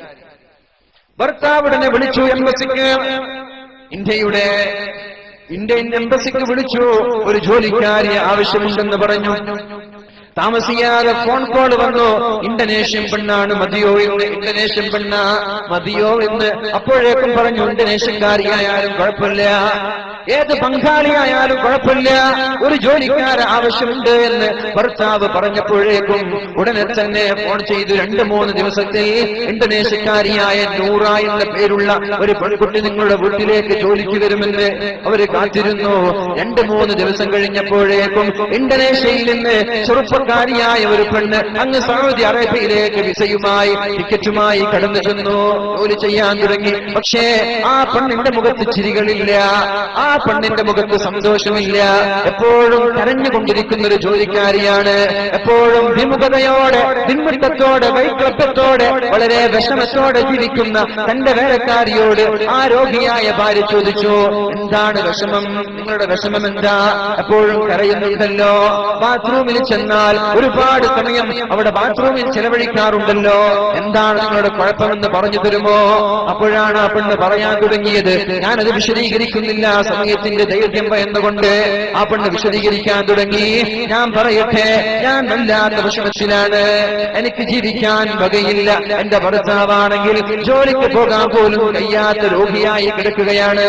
എന്റെ വീട്ടിലേക്ക് അപ്പകഷ്ണം എത്തിക്കണമെങ്കിൽ, എന്റെ മക്കൾക്ക് ഭക്ഷണം നൽകണമെങ്കിൽ അത് ഞാൻ തന്നെ അധ്വാനിച്ചിട്ട് വേണം. ഒരുപാട് കാലമായൊരു വിസയ്ക്ക് വേണ്ടി അപേക്ഷിച്ചിട്ട്, എന്നിട്ട് ഞാൻ ഒരു ദിവസം വീട്ടിലിരിക്കുമ്പോഴാണ് എന്റെ മൊബൈൽ ഫോൺ റിംഗ് ചെയ്യുന്നത്.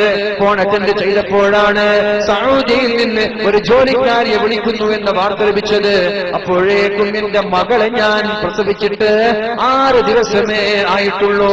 6 ദിവസം പ്രായമുള്ള എന്റെ കൈക്കുഞ്ഞിനെ കയ്യിൽ പിടിച്ചുകൊണ്ട് ഞാൻ ചിന്തിച്ചു, ഗൾഫിലേക്ക് പോകണോ, അല്ല എന്റെ മക്കൾക്ക് ഞാൻ മുലപ്പാൽ നൽകണോ, എന്റെ മക്കളുടെ കൂടെ ഞാൻ ജീവിക്കണോ എന്ന്. ആലോചിച്ചു. ഞാൻ ഒരുപാട് ഞാൻ ആലോചിച്ചു. എന്ത് ചെയ്യണമെന്നറിയില്ല. ഇവിടെ മക്കൾക്ക് മുലപ്പാൽ നൽകി ഇവിടെ താമസിച്ചാൽ ആരാണ് ഭക്ഷണം നൽകുന്നത്? ആരാണ് വസ്ത്രം വാങ്ങാനുള്ള ചെലവ് തരുന്നത്? ആരാണ് വീടിന്റെ ചെലവുകൾ ഏറ്റെടുക്കുന്നത്? അതുകൊണ്ട് ഒന്നും തീരുമാനിക്കാതെ എന്റെ 6 ദിവസം പ്രായമുള്ള കൈക്കുഞ്ഞിനെ ഞാൻ വീട്ടിൽ ഉപേക്ഷിച്ചുകൊണ്ട് നേരെ വന്നതാണ് സൗദിയിലേക്ക്. എനിക്ക് എന്റെ മകളെ കാണണമെന്നുണ്ട്. എന്റെ മകൾക്ക് മുലപ്പാൽ നൽകണമല്ലോ. മുലപ്പാല് നൽകാൻ മകളില്ലാതെ എന്റെ സ്ഥലങ്ങളിൽ പാല് നിറഞ്ഞു നിൽക്കുകയാ, എന്റെ മാരടങ്ങളിൽ പാല് നിറഞ്ഞു നിൽക്കുകയാ. അതൊഴിവാക്കാനാണ് ബാത്റൂമിൽ ഞാൻ ഒരുപാട് സമയം ചെലവഴിക്കുന്നത്. ആ മകളെ ഓർക്കുമ്പോ എന്റെ കണ്ണിൽ നിന്ന് കണ്ണുനീര് വരികയാ. എന്റെ കണ്ണിൽ നിന്ന് കണ്ണുനീര് വരുന്നു. എനിക്ക് സഹിക്കാൻ പറ്റുന്നില്ല. പക്ഷേ ജീവിക്കണമല്ലോ. ജീവിക്കാൻ ഇതല്ലാത്ത വേറെ വഴിയില്ലല്ലോ. അതുകൊണ്ട് രണ്ടും കൽപ്പിച്ചിട്ടാണ് ഞാൻ ഇങ്ങോട്ട് വന്നത്. രോഗിയായി മരിക്കാൻ കിടക്കുന്ന ഭാര്യയ്ക്ക് ഈ വാർത്ത കേട്ടപ്പോഴേക്കും വിഷമം വന്നു. എന്ത് ചെയ്യാനാ? ഈ പെണ്ണും മരിക്കാൻ കിടക്കുകയാണല്ലോ. എന്നാൽ വേലക്കാരി അതിനേക്കാളും വലിയ പ്രയാസങ്ങൾ സഹിക്കുന്നുണ്ടല്ലോ. ഒന്നും ചിന്തിക്കാതെ രണ്ടാമതൊരു തീരുമാനമെടുക്കാതെ ആ രോഗിയായി മരണത്തോട് മുന്നിട്ടുകൊണ്ടിരിക്കുന്ന ഭാര്യ പറഞ്ഞു, ഞാൻ നിന്റെ നാട്ടിലേക്ക് പറഞ്ഞേക്കുകയാണ്. 2 വർഷം കഴിഞ്ഞ് നീ തിരിച്ചു വന്നാൽ മതി. 6 ദിവസം പ്രായമുള്ള ആ ഒരു കൈക്കുഞ്ഞിനെ മാറോട് ചേർത്തുകൊണ്ട് മുലപ്പാൽ നൽകി 2 വർഷം കഴിഞ്ഞിട്ട് തിരിച്ചു വന്നാൽ മതി. നിനക്ക് വേണ്ടുന്ന 2 വർഷത്തെ വെക്കേഷൻ സാലറി ഞാൻ തരാം. 1 മാസമല്ല, 2 മാസമല്ല, 2 വർഷത്തേക്കുള്ള വെക്കേഷൻ സാലറി ഞാൻ തരാം. നീ പോയിക്കോ, ധൈര്യമായി പോയിക്കോ എന്ന് പറഞ്ഞ് ഭർത്താവിനോട് പറഞ്ഞപ്പോഴാ ഭർത്താവ് ദേഷ്യപ്പെട്ടത്. എന്താണ് നീ ചെയ്യുന്നത്? ഇങ്ങനെയൊക്കെ ചെയ്താൽ നിനക്ക് ജോലി ചെയ്യാൻ പറ്റോ? നിനക്കിവിടെ വീടിന്റെ കാര്യങ്ങൾ ചെയ്യാൻ പറ്റോ? നീ രോഗിയല്ലേ, നിന്നോട് മരണമുണ്ട് എന്നല്ലേ ഡോക്ടർ സൂചിപ്പിച്ചത്? പെണ്ണ് പറഞ്ഞു, കുഴപ്പമില്ല, മരിക്കുന്നെങ്കിൽ ഞാൻ മരിച്ചോട്ടെ. പക്ഷേ എന്റെ ജോലിക്കാര് അവൾ പോയി ആ കൈക്കുഞ്ഞിന് പാല് നൽകണം. 2 വർഷം കഴിഞ്ഞിട്ടേ തിരിച്ചു വരാൻ പാടുള്ളൂ. ഭർത്താവിന്റെയും ഭാര്യയുടെയും ഏകോപിച്ച അഭിപ്രായത്തിൽ ടിക്കറ്റ് പോലും വാങ്ങിച്ചു കൊടുത്തുകൊണ്ട് 2 വർഷക്കാലത്തേക്കുള്ള എല്ലാ സാലറിയും നൽകിക്കൊണ്ട് ആ ഒരു ജോലിക്കാരിയെ, നൂറ എന്ന് പറയുന്ന ജോലിക്കാരിയെ ഇന്തോനേഷ്യയിലേക്ക് തിരിച്ചയച്ചു. എന്നിട്ട് ഒരുപാട് കാലം 2 പേരും തട്ടിമുട്ടി ജീവിക്കാൻ തുടങ്ങി. 2-3 മാസം കഴിഞ്ഞപ്പോഴാണ് ഭാര്യയും ഭർത്താവും നേരെ ഹോസ്പിറ്റലിൽ ചെല്ലുന്നത്. തന്റെ രോഗത്തിനെ ഒന്ന് ചികിത്സിക്കാൻ വേണ്ടി, മരുന്നുകൾ വാങ്ങാൻ വേണ്ടി, മരുന്നുകൾ കഴിക്കാൻ വേണ്ടി. അങ്ങനെ പോയപ്പോഴാണ് ഡോക്ടർ ഡയഗ്നോസ് ചെയ്യുന്നത്, ഡോക്ടർ പരിശോധിക്കുന്നത്. മാഷാ അല്ലാഹ്, ആരാണ് നിങ്ങളുടെ രോഗം ചികിത്സിച്ചത്? ആരാണ് സർജറി നടത്തിയത്? ഏത് മരുന്നാണ് കഴിച്ചത്? ഏത് ഹോസ്പിറ്റലിലാണ് പോയത്? അപ്പോഴാണ് പെണ്ണ് പറഞ്ഞത്, സുബ്ഹാനല്ലാഹ്, ഞാനൊരു ഹോസ്പിറ്റലിലും പോയിട്ടില്ല. ഇത് നുണയല്ല ഞാൻ പറയുന്നത്. ഇത് പിരിവിന്റെ കേസല്ല. ഇത് പത്രങ്ങളുടെ താളങ്ങളിൽ, അതിന്റെ താളുകളിൽ വായിച്ച വാർത്തയാണ് ഞാൻ നിങ്ങളോട് ഷെയർ ചെയ്യുന്നത്. എന്തിനെന്നറിയോ?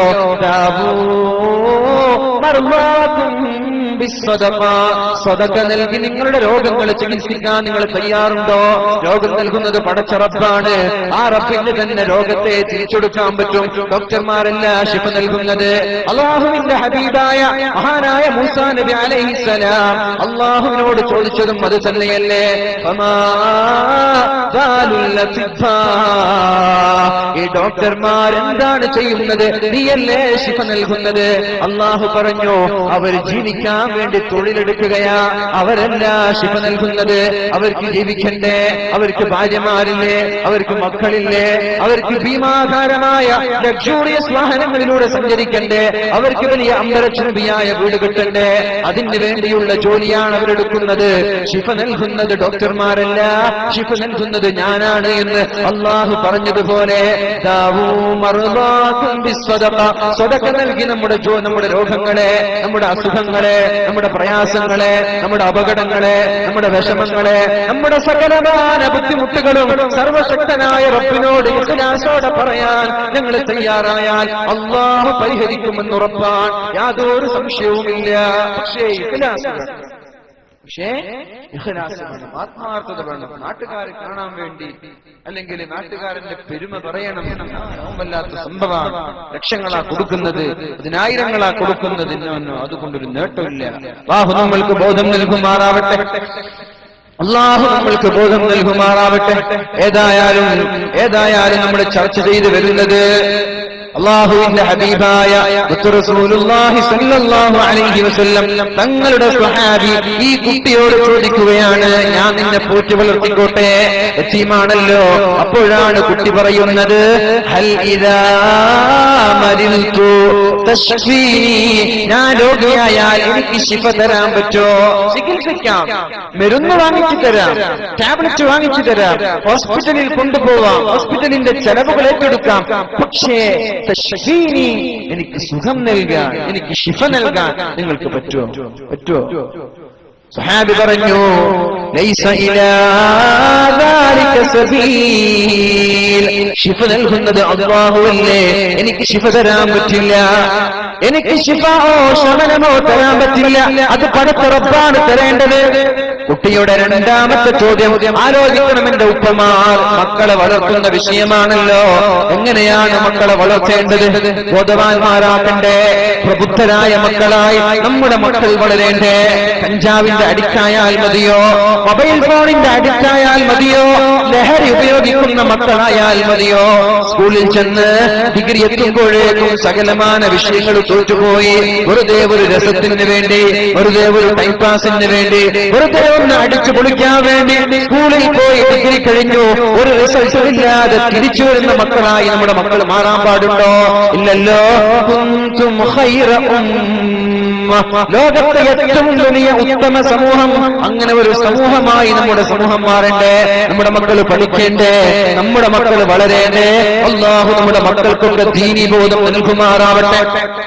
രണ്ടാമത്തെ ചോദ്യം കുട്ടി ചോദിക്കുകയാണ്, ഹൽ ഇദാ മിത്തു തുഹയ്യീനി, ഞാൻ രോഗിയായാൽ, ഞാൻ മരിച്ചുപോയാൽ എന്നെ ജീവിപ്പിക്കാൻ നിങ്ങൾക്ക് കഴിയുമോ? നിങ്ങൾ പറഞ്ഞുവല്ലോ എന്റെ സകലമാന കാര്യങ്ങളും ഞാൻ ഏറ്റെടുക്കാമെന്ന്. പക്ഷേ ഞാനൊന്ന് ചോദിക്കട്ടെ, ഞാൻ മരിച്ചുപോയാൽ എന്നെ ജീവിപ്പിക്കാൻ നിങ്ങൾക്ക് കഴിയുമോ? എനിക്ക് ഹയാത്ത് നൽകാൻ നിങ്ങൾക്ക് കഴിയുമോ? സ്വഹാബി പറഞ്ഞു, ലൈസ ഇലാ ദാലിക സബീൽ, എങ്ങനെയാണ് മരിച്ചുപോയ ഒരാളെ ഞാൻ ജീവിപ്പിക്കുന്നത്? അത് പടച്ച റബ്ബല്ലേ ചെയ്യേണ്ടത്, അല്ലാഹുവല്ലേ അത് ചെയ്യേണ്ടത്, എനിക്ക് പറ്റൂല. അപ്പോഴാണ് കുട്ടി പറഞ്ഞത്, ഫദഅനി യാ അം, എന്റെ പൊന്നു സഹോദര, എന്റെ പൊന്നു ജ്യേഷ്ഠ, എന്നെ വിട്ടേക്ക്, എന്റെ കാര്യം നിങ്ങൾ നോക്കണ്ട. മറ്റൊരാളുടെ മുമ്പിൽ ഉപ്പയില്ല ഉമ്മയില്ല എന്ന് പറഞ്ഞ മക്കാമുകളിലേക്കും അന്യനാടുകളിലേക്കും ബെഗ് ചെയ്തു പോകുന്ന ആളുകളുണ്ടല്ലോ, യാചിച്ചു പോകുന്ന ആളുകളുണ്ടല്ലോ.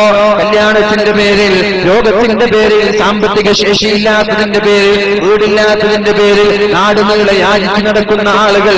ഈ വിഷയം പഠിക്കാതിരിക്കാൻ വയ്യ. അല്ലാഹുവിന്റെ ഇസ്ലാം ഒരിക്കലും യാചനയെ പ്രോത്സാഹിപ്പിച്ചിട്ടില്ല, ഒരിക്കലും യാചിക്കാൻ പാടില്ല. പക്ഷേ അങ്ങനെ ഒരാൾ യാചനയുമായി കടന്നു വന്നാൽ അവരെ നിങ്ങൾ നിരുത്സാഹപ്പെടുത്താനും പാടില്ല. ഒരാൾ വീട്ടിലേക്ക് യാചിക്കാനോ ചോദിക്കാനോ കടന്നു വന്നാൽ അവരെ നിങ്ങൾ ആട്ടിയോടിക്കാൻ പാടില്ല. ഒരു ബെൻസ് കാറിലാണ് വരുന്നത് വീട്ടിലേക്ക്, എന്നിട്ട് എനിക്ക് വല്ലതും തരുമോ എന്ന് ചോദിച്ചാൽ അവന് പോലും കൊടുക്കണമെന്ന് മുത്തു റസൂലുള്ളാഹി സ്വല്ലല്ലാഹു അലൈഹി വസല്ലം ആശ്ചര്യപ്പെട്ടു നിൽക്കണ്ട. ബെൻസ് കാറിൽ വന്നിട്ട് ബെഗ് ചെയ്യുകയോ, എന്റെ വീട്ടിലുള്ളത് ഒരു സ്പ്ലെൻഡർ ആണല്ലോ, എന്റെ വീട്ടിലുള്ളത് ഒരു ആൾട്ടോ 800 ആണല്ലോ, എന്നിട്ട് ഞാൻ പോകുന്നില്ലല്ലോ, ബെൻസിന് വന്നിട്ടും ഓടിയിൽ വന്നിട്ടും ബെഗ് ചെയ്യുകയോ, അങ്ങനെ ചോദിക്കാനോ അങ്ങനെ ചിന്തിക്കാനോ പാടില്ല. യാചനയുമായി വീട്ടിലേക്ക് വന്നാൽ ഒരാൾ യാചനയുമായി വന്നാൽ അയാൾ ആട്ടിയോടിക്കാൻ പാടില്ല. പക്ഷേ യാചന പാടുണ്ടോ? പാടില്ല.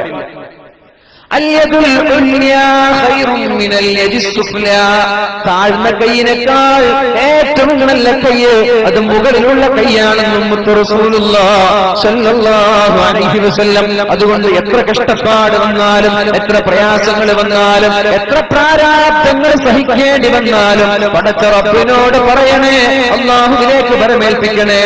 ഹസ്ബുനല്ലാഹു വനിഅമൽ വകീൽ. എന്തിനാണ് ആ ദിക്റൊക്കെ പഠിപ്പിച്ചു തന്നത്? മക്കൾക്കത് പഠിപ്പിച്ചു കൊടുക്കണം. ഉമ്മമാരത് പഠിപ്പിച്ചു കൊടുക്കണം. നിങ്ങൾക്കറിയോ, നമ്രൂദിന്റെ തീക്കുണ്ടാരത്തിലേക്ക് മഹാനായ ഇബ്രാഹിം നബി അലൈഹിസ്സലാമിനെ വിളിച്ചറിയാൻ നിൽക്കുമ്പോ മഹാനായ ഇബ്രാഹിം നബി അലൈഹിസ്സലാം ചൊല്ലിയ ദിക്റേതാ, ഹസ്ബുനല്ലാഹു വനിഅമൽ വകീൽ. ഞാൻ എന്റെ ശരീരത്തെ, ഞാൻ എന്റെ ആത്മാവിനെ അള്ളാഹുവിനെ ഏൽപ്പിക്കുകയാണ്. അള്ളാഹുവിനെ ഏൽപ്പിച്ചാൽ, അള്ളാഹു ഏറ്റെടുത്താൽ പിന്നെ ഞങ്ങളെ ബുദ്ധിമുട്ടിക്കാനോ ദ്രോഹം ചെയ്യാനോ ലോകത്തൊരു ശക്തിക്കും കഴിയില്ല. എന്ത് പ്രയാസം വന്നാലും ഈ ഒരു ദിക്ർ ജീവിതത്തിൽ പതിവാക്കണം. ഹസ്ബുനല്ലാഹു വനിഅമൽ വകീൽ. ആരായ മുത്ത് റസൂലുള്ളാഹ് സല്ലല്ലാഹു അലൈഹി വസല്ലം തങ്ങൾക്കും പ്രയാസം വന്നു. മദീനയുടെ 4 ഭാഗത്തു നിന്നും ആളുകൾ ആക്രമിക്കാൻ വേണ്ടി ഒരുമിച്ചുകൂടി, മദീനയെ ആക്രമിക്കാൻ വേണ്ടി. പക്ഷേ ആ സമയത്തും ഹബീബ് പറഞ്ഞതെന്താ? ഹസ്ബുനല്ലാഹു വനിഅമൽ വകീൽ. അല്ലാഹുവിനോട് ബലമേൽപ്പിക്കുകയാ. എന്ത് പ്രയാസം വന്നാലും ഞാൻ അല്ലാഹുവിനെ ഏൽപ്പിക്കുകയാണെന്ന് പറഞ്ഞപ്പോഴേക്കും അല്ലാഹു തആല സൈന്യങ്ങളെ അയച്ചുകൊണ്ട് രക്ഷപ്പെടുത്തുകയാ. സൗർ എന്ന ഗുഹയിൽ 2 പേര് തനിച്ചിരിക്കുന്നുണ്ട്. ഗുഹയുടെ മുഖത്ത് ശത്രുക്കൾ ഊരിപ്പിടിച്ച വാളുമായി 2 പേരെയും ആക്രമിക്കാൻ കാത്തിരിക്കുകയാ. ഓപ്പറേറ്റർ ഇവിടെ ഇത് ഓൺ ചെയ്തിട്ടില്ല. ഓപ്പറേറ്റർ പോയോ? സ്ഥലം വിട്ടോ? ഇത് ഓൺ ചെയ്തിട്ടുണ്ടോ? ഈ ഒരു മോണിറ്റർ ഉണ്ടോ? സൗർ എന്ന ഗുഹയിൽ 2 പേരും ഒളിച്ചിരിക്കുകയാണ്. സിദ്ദീഖ് തങ്ങളും അല്ലാഹുവിന്റെ ഹബീബും ഗുഹയിലിരിക്കുകയാ. ആ സമയത്താണ് സിദ്ദീഖ് തങ്ങൾ ചോദിക്കുന്നത്, യാ റസൂലല്ലാഹ്, അവരെങ്ങാനും ഞങ്ങളെ കണ്ടുപോയാൽ അവർ ഞങ്ങളെ വധിക്കൂലേ നബിയേ? അപ്പോഴാണ് നബി തങ്ങൾ പറഞ്ഞത്, എന്തിനാണ് സിദ്ദീഖേ വിഷമിക്കുന്നത്? ഗുഹയുടെ മുഖത്തുണ്ട് ശത്രുക്കളായ ആളുകൾ, ഒരുപാട് ആളുകൾ കയ്യിൽ ഊരിപ്പിടിച്ച വാളുണ്ട്. ഹബീബിനെ കൊല്ലാൻ വേണ്ടി കാത്തിരിക്കുകയാണ് ഈ ഗുഹയുടെ മുഖത്ത് വെച്ച്. അപ്പോഴും ഹബീബ് പറഞ്ഞത്, ഇന്നല്ലാഹ മഅനാ, അല്ലാഹു ഞങ്ങളുടെ കൂടെയുണ്ടല്ലോ. അങ്ങനെ പരമേൽപ്പിക്കാൻ ഞങ്ങളുടെ മക്കൾക്ക് നമ്മുടെ ഉപ്പമാര് പഠിപ്പിച്ചു കൊടുക്കണം, ഉമ്മമാര് പഠിപ്പിച്ചു കൊടുക്കണം. പ്രയാസങ്ങളുടെ, പ്രാരാബ്ദങ്ങളുടെ, പ്രതിസന്ധികളുടെ, ഏത് വലിയ പ്രശ്നങ്ങൾ സഹിക്കേണ്ടി വന്നാലും എല്ലാം അല്ലാഹുവിലേക്ക് പരമേൽപ്പിക്കാൻ നമ്മുടെ മക്കളെ നമ്മളെ പ്രോത്സാഹിപ്പിക്കണം. അല്ലാഹു നമ്മൾക്ക് തൗഫീഖ് ചെയ്യുമാറാവട്ടെ. കുട്ടി പറയുകയാണ്, എന്റെ പൊന്നു അമ്മാവ, നിങ്ങൾ എന്നെ വിട്ടേക്കണം. എന്നെ സൃഷ്ടിച്ച അല്ലാഹുവിന് എന്നെ നേരിന്റെ പാതയിലേക്ക് കൊണ്ടുപോകാൻ അറിയാ. എന്നെ സൃഷ്ടിച്ചത് അല്ലാഹുവല്ലേ. ആ അല്ലാഹുവിന്റെ ഭക്ഷണം തരാനറിയാ, ആ അല്ലാഹുവിന്റെ വെള്ളം തരാനറിയാ, ആ അല്ലാഹുവിന് ചികിത്സിക്കാനറിയാ, ആ അല്ലാഹുവിന് ശിഫ തരാനറിയാ. അതുകൊണ്ട് നിങ്ങൾ ഇടപെടേണ്ട, എന്റെ കാര്യം പടച്ചടപ്പ് നോക്കട്ടെ. യതീമായ ചെറിയ കുട്ടിയാണ് പറയുന്നത്. അങ്ങനെയുള്ള പ്രബുദ്ധരായ മക്കളെയാണ് അല്ലാഹുവിന്റെ ഹബീബ് വളർത്തിക്കൊണ്ടുവന്നത്. വല്ലദീ യുത്ഇമുനി, എനിക്ക് ഭക്ഷണം തരുന്ന അല്ലാഹു. യസ്കീൻ, എനിക്ക് വെള്ളം തരാനറിയാ. വല്ലദീ യുമീതുനി സുമ്മ യുഹീൻ, എന്നെ മരിപ്പിക്കുകയും എന്നെ ജീവിപ്പിക്കുകയും ചെയ്യുന്ന അല്ലാഹുവിന് വേണ്ടി എന്നെ വിട്ടേക്ക്. വല്ലദീ അത്മഉ അൻ യഗ്ഫിറ ലീ ഖതീഅതി, എന്റെ പാപങ്ങൾ പൊറുത്തു തരുന്ന പടച്ചറപ്പുണ്ടല്ലോ, ആ റബ്ബിലേക്ക് എന്നെ ഒഴിവാക്കണം. ഞാൻ അല്ലാഹുവിലേക്ക് പരമേൽപ്പിക്കുകയാണ്. അപ്പോഴേക്കും സ്വഹാബി മിണ്ടാതിരുന്നു. യാ അല്ലാഹ്, ഇങ്ങനെയും കുട്ടികളോ, ഇങ്ങനെയും മക്കളോ, ചെറിയ കുട്ടി ഇങ്ങനെയൊക്കെ പറയോ? എന്നിട്ട് സാബി പറഞ്ഞു, ആമന്തു ബില്ലാഹ്, ഞാൻ അല്ലാഹുവിനെ കൊണ്ട് വിശ്വസിക്കുകയാണ്. മൻ തവക്കല അലല്ലാഹി കഫാ, ഒരാൾ അല്ലാഹുവിലേക്ക് എന്തെങ്കിലും ഒരു കാര്യം പരമേൽപ്പിച്ചാൽ അവന് അല്ലാഹു മതി എന്ന് പറഞ്ഞുകൊണ്ട് സ്വഹാബി അവിടെ നിന്ന് സ്ഥലം വിട്ടു എന്ന് ചരിത്രങ്ങളിൽ കാണാൻ സാധിക്കും. ഒന്നെല്ലാവരും എണീറ്റിക്കല്ലേ, ഒന്നെല്ലാവരും എണീറ്റിക്ക്. സല്ലു അലാ സയ്യിദിനാ മുഹമ്മദ് സല്ലല്ലാഹു അലാ മുഹമ്മദ്.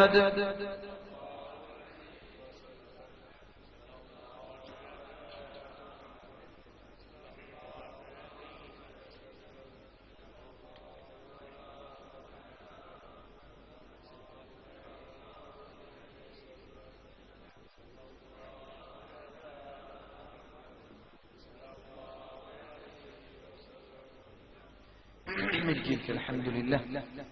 സ്പീഡ് കൂടുന്നുണ്ടോ? ഇല്ലല്ല, സ്പീഡ് കൂടുന്നുണ്ടോ? സ്പീഡ് കുറക്കണം. അല്ലാഹു റബ്ബ് സുബ്ഹാനഹു വ തആല നമ്മൾ ചൊല്ലിയ സ്വലാത്തുകളൊക്കെ പരിശുദ്ധ ഹബീബിന്റെ റൗളയിലേക്ക് എത്തിച്ചു കൊടുക്കുമാറാവട്ടെ. ഇത് ഹബീബ് നമ്മൾക്ക് മക്കളോട് പഠിപ്പിക്കാൻ പറഞ്ഞിട്ടുണ്ട്.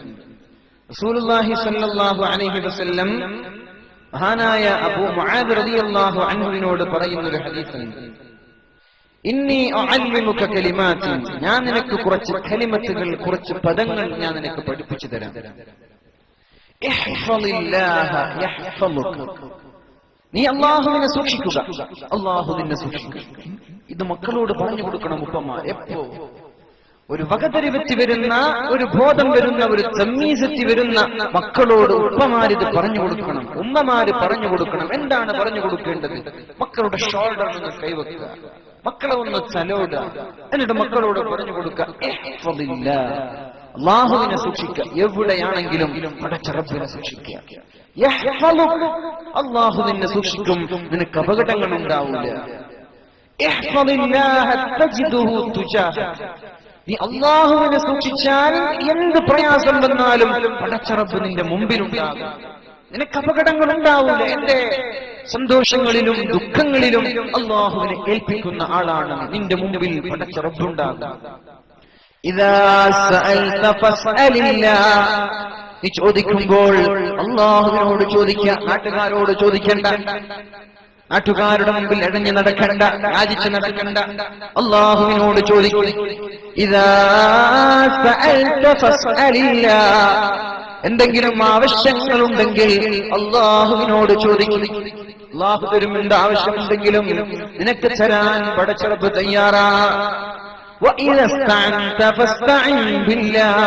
വീടില്ല, രോഗിയാണ്, കടങ്ങളാണ്, അല്ലാഹുവിനോട് സഹായം തേട്. പടച്ച റബ്ബേ എന്റെ കടങ്ങൾ നീ വീട്ടിത്തരണമെന്ന് പറയും. മഖാമുകളിൽ വന്ന് മഹാന്മാരുടെ സാന്നിധ്യത്തിൽ അല്ലാഹുവിനോട് ചോദിക്കും, പടച്ച റബ്ബേ നിന്റെ സ്വഹാബിയാണല്ലോ ഇവിടെ കിടക്കുന്നത്, വളരെ സംശുദ്ധമായ പരിശുദ്ധമായ ഖുർആനിന്റെ ആയത്തുകൾ ഓതിയ, ഖുർആൻ പാരായണം നടന്ന, ഇൽമിന്റെ സദസ്സുകൾ നടന്ന വേദിയാണല്ലോ ഇത്, സ്ഥലമാണല്ലോ ഇത്. അതുകൊണ്ട് അല്ലാഹ് എന്റെ വിഷമങ്ങൾ നീ തീർത്തു തരണേ എന്ന് പടച്ച റബ്ബിനോട് ചോദിക്കാൻ നാട്ടുകാരോടോ ജനങ്ങളോടോ ചോദിക്കാൻ പാടില്ല.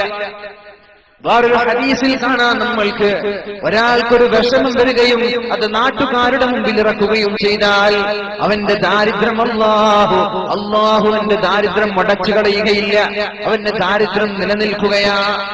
ഒരാൾക്കൊരു പ്രയാസം വന്നോ ഉടനെ കൊടുക്കുമെന്ന് പരിശുദ്ധ റസൂലുള്ളാഹി സ്വല്ലല്ലാഹു അലൈഹി വസല്ലം. വിഷമങ്ങളുടെ പ്രയാസങ്ങളുടെ നടുക്കടലിൽ ജീവിക്കുന്ന നമ്മൾക്ക് ഈ ഒരു ഹദീസ് തണലാണ്, നിഴലാണ്, സംരക്ഷണമാണ്. എന്നിട്ട് അല്ലാഹു പറയുകയാണ്, വഅലം, ഓ ചെറുപ്പക്കാരാ നിങ്ങൾ പഠിക്കണേ, നാട്ടുകാരെ ഉമ്മമാരെ നിങ്ങൾ പഠിക്കണം, അന്നൽ നമ്മുടെ സമൂഹം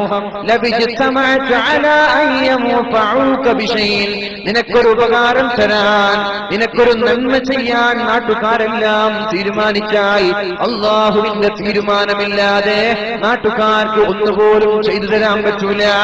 നിനക്കൊരു വീട് നിർമ്മിച്ചു തരാൻ സംഘടനകളായ ക്ലബ്ബുകളൊക്കെ തീരുമാനിച്ചു, നാട്ടുകാരെല്ലാം തീരുമാനിച്ചു. എന്നാൽ ഇന്ന് ഇച്ചിരങ്കോട് ഭാഗത്തുള്ള പാവങ്ങളായ പാവപ്പെട്ട ഒരു ചെറുപ്പക്കാരന് നല്ലൊരു വീട് നിർമ്മിച്ചു കൊടുക്കണമെന്ന്. പക്ഷേ അല്ലാഹുവിന്റെ ഖളാഇൽ ഇല്ലെങ്കിൽ ഒരു ക്ലബ്ബ് ഒരുമിച്ച് കൂടിയാലും നാട്ടുകാരെല്ലാം ഒരുമിച്ച് കൂടിയാലും നിനക്ക് വീട് കിട്ടില്ല. എന്റെ അല്ലാഹുവിന്റെ ഖളാഇലില്ല. അതേപോലെ ഹബീബ് പറയാണ്, നിനക്ക് എന്തെങ്കിലും ഒരു ദ്രോഹം ചെയ്യാൻ, നിനക്ക് എന്തെങ്കിലും ഒരു ബുദ്ധിമുട്ട് നൽകാൻ നാട്ടുകാരൊരുമിച്ചുകൂടി അല്ലാഹുവിന്റെ ഖളാഇൽ അതില്ലെങ്കിൽ നാട്ടുകാരോ മുഖ്യമന്ത്രിയോ പ്രധാനമന്ത്രിയോ ഇന്ത്യ രാജ്യം മുഴുവനും ഒരുമിച്ച് കൂടിയാൽ അല്ലാഹുവിന്റെ ഖളാഇല്ലാതെ നിന്നെ തൊടാനോ നിന്നെ സ്പർശിക്കാനോ ഒരാൾക്കും പറ്റില്ല. ഈ ഒരു വിശ്വാസം നമ്മുടെ മക്കൾക്കുണ്ടാവണം. അല്ലാഹുവിൽ അചഞ്ചലമായ വിശ്വാസം, അല്ലാഹുവിൽ ഉറപ്പുള്ള വിശ്വാസം, യഖീൻ മുഹ്കം, അമൽ പൈഗം, മുഹബ്ബത്തെ ഫാത്തിഹെ ആലം.